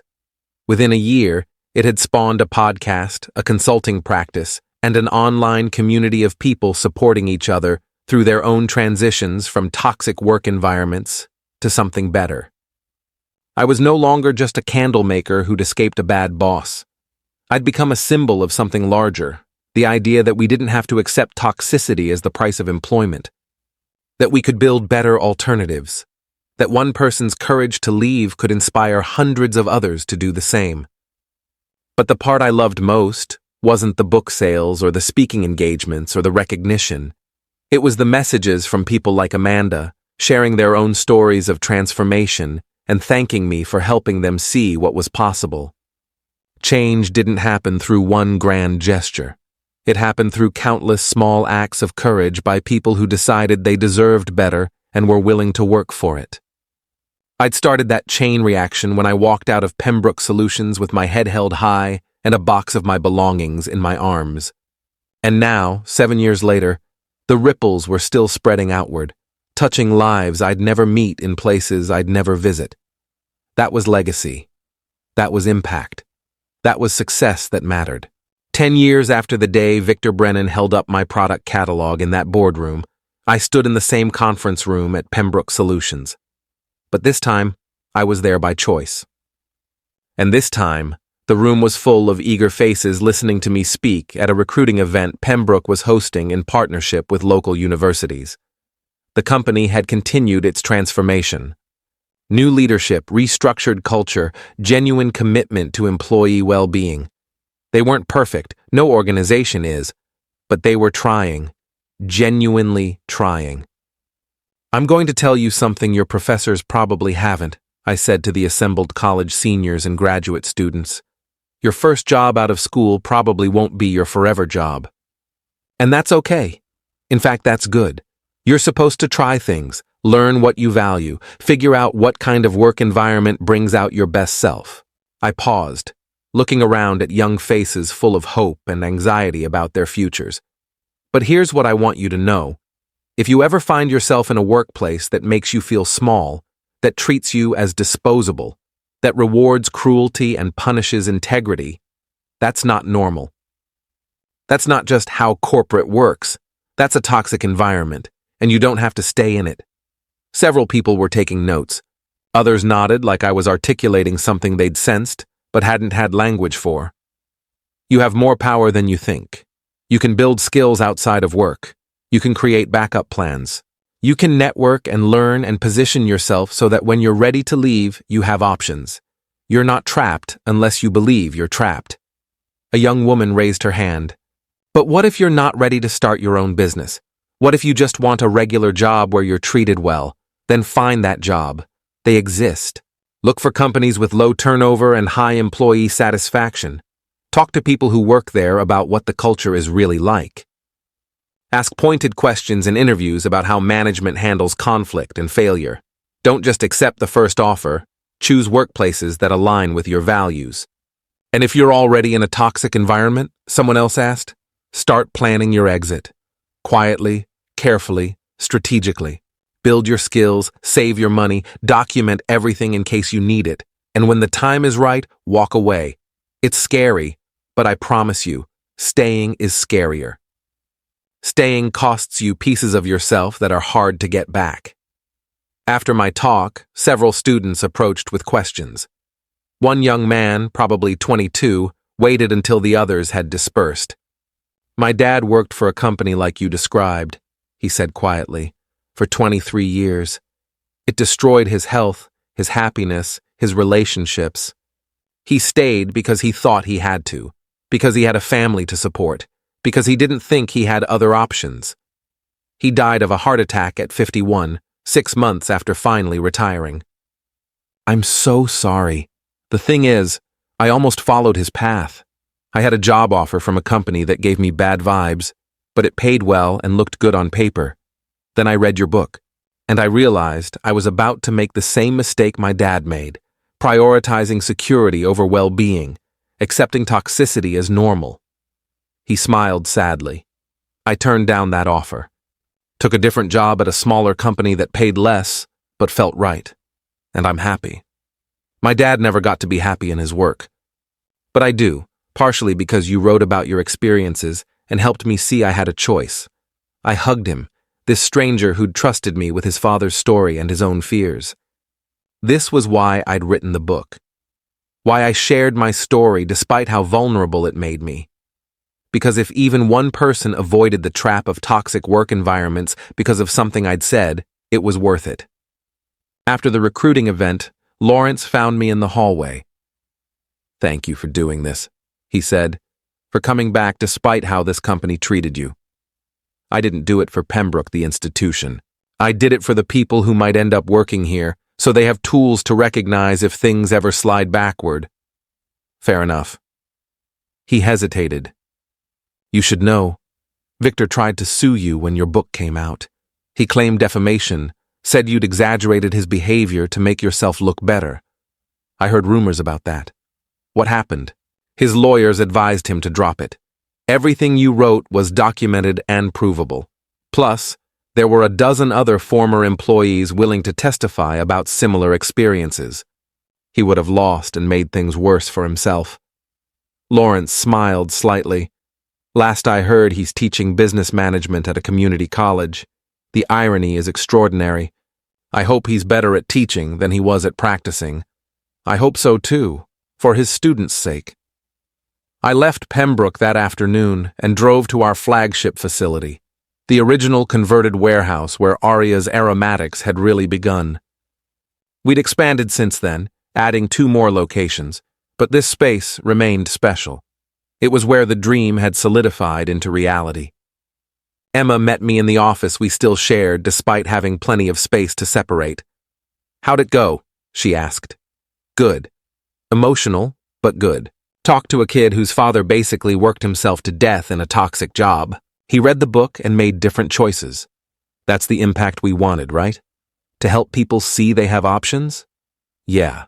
It's just heavy sometimes, knowing how many people are stuck in situations like we were. Wishing I could help them all. You can't save everyone, Alex, but you've created tools and frameworks and examples that people can use to save themselves. That's enormous. She was right. I'd spent years trying to figure out how to turn my personal experience into something useful for others. The business was one answer, proof that alternatives existed. The book was another, a roadmap for people plotting their own exits. The speaking engagements, the podcast, the online community, all different ways of saying the same thing. You deserve better. and better as possible. That evening, I went home to the house Daniel and I had bought together 2 years earlier. We'd gotten married in a small ceremony surrounded by close friends and family, including most of my team from work. Emma had been my maid of honor. Tristan had given a toast about how love and business partnerships both required trust, communication, and willingness to work through challenges. Daniel was in the kitchen cooking dinner when I arrived. "How was the trip down memory lane?" he asked, kissing me hello. Surreal, but also clarifying. I walked into that building 10 years ago, thinking I needed to prove something. To Victor, to Pembroke, to everyone who'd doubted me. Today, I walked in and realized I don't need to prove anything anymore. I'm just sharing what I learned in case it helps someone else. That's growth. That's exhaustion, I joked. I'm tired of carrying anger around. It's heavy. So put it down. Just like that, just like that. You've already won, Alex. Not because your business is bigger than Victor's ego. Not because you make more money than he ever did, but because you're happy. Because you built a life that aligns with your values. Because you help people for the sake of helping, not for revenge. That's winning. He was right, of course. The sweetest revenge wasn't Victor's downfall, it was my complete indifference to him. He'd become a character in a story I sometimes told, but he wasn't part of my actual life anymore. I'd spent years building something better than what I'd left behind. And in the process, I'd become someone better than the person who'd worked for him, more confident, more purposeful, more aligned with my own values. That night, lying in bed next to Daniel, I thought about the journey from that humiliating boardroom moment to this peaceful bedroom 10 years later. All the fear, the hard work, the uncertain moments, the small victories that accumulated into something remarkable. If I could go back and tell my younger self anything, it would be this. The moment you think you've lost everything is often the moment you're about to find what you were always meant to build. Trust the fear. Trust the process. Trust yourself. You're more capable than anyone, including you, realizes. And the best revenge against people who try to diminish you isn't destruction. It's transformation. It's building something so aligned with who you really are that their opinions become irrelevant. My boss mocked my side hustle in front of a room full of people, confident he was exposing my weakness and lack of commitment. 10 years later, that side hustle employed over 100 people, generated more than $20 million in annual revenue, and had inspired thousands of others to pursue their own paths to meaningful work. And my former boss? He'd become a cautionary tale in my success story, a reminder that toxic leadership eventually faces consequences, even if justice takes time. But more importantly, he'd become irrelevant. His mockery had been the catalyst I needed to stop waiting for permission and start building the life I actually wanted. For that, in a strange way, I was grateful. Not grateful for the humiliation or the fear or the pain, but grateful that he'd pushed me hard enough that I finally pushed back, not against him, but toward something better. Toward freedom. Toward purpose. Toward the life that had been waiting for me all along on the other side of courage. That was the real story. Not revenge, but rebirth. Not defeat, but transformation. And it had all started the moment I decided that being humiliated was less terrifying than staying small.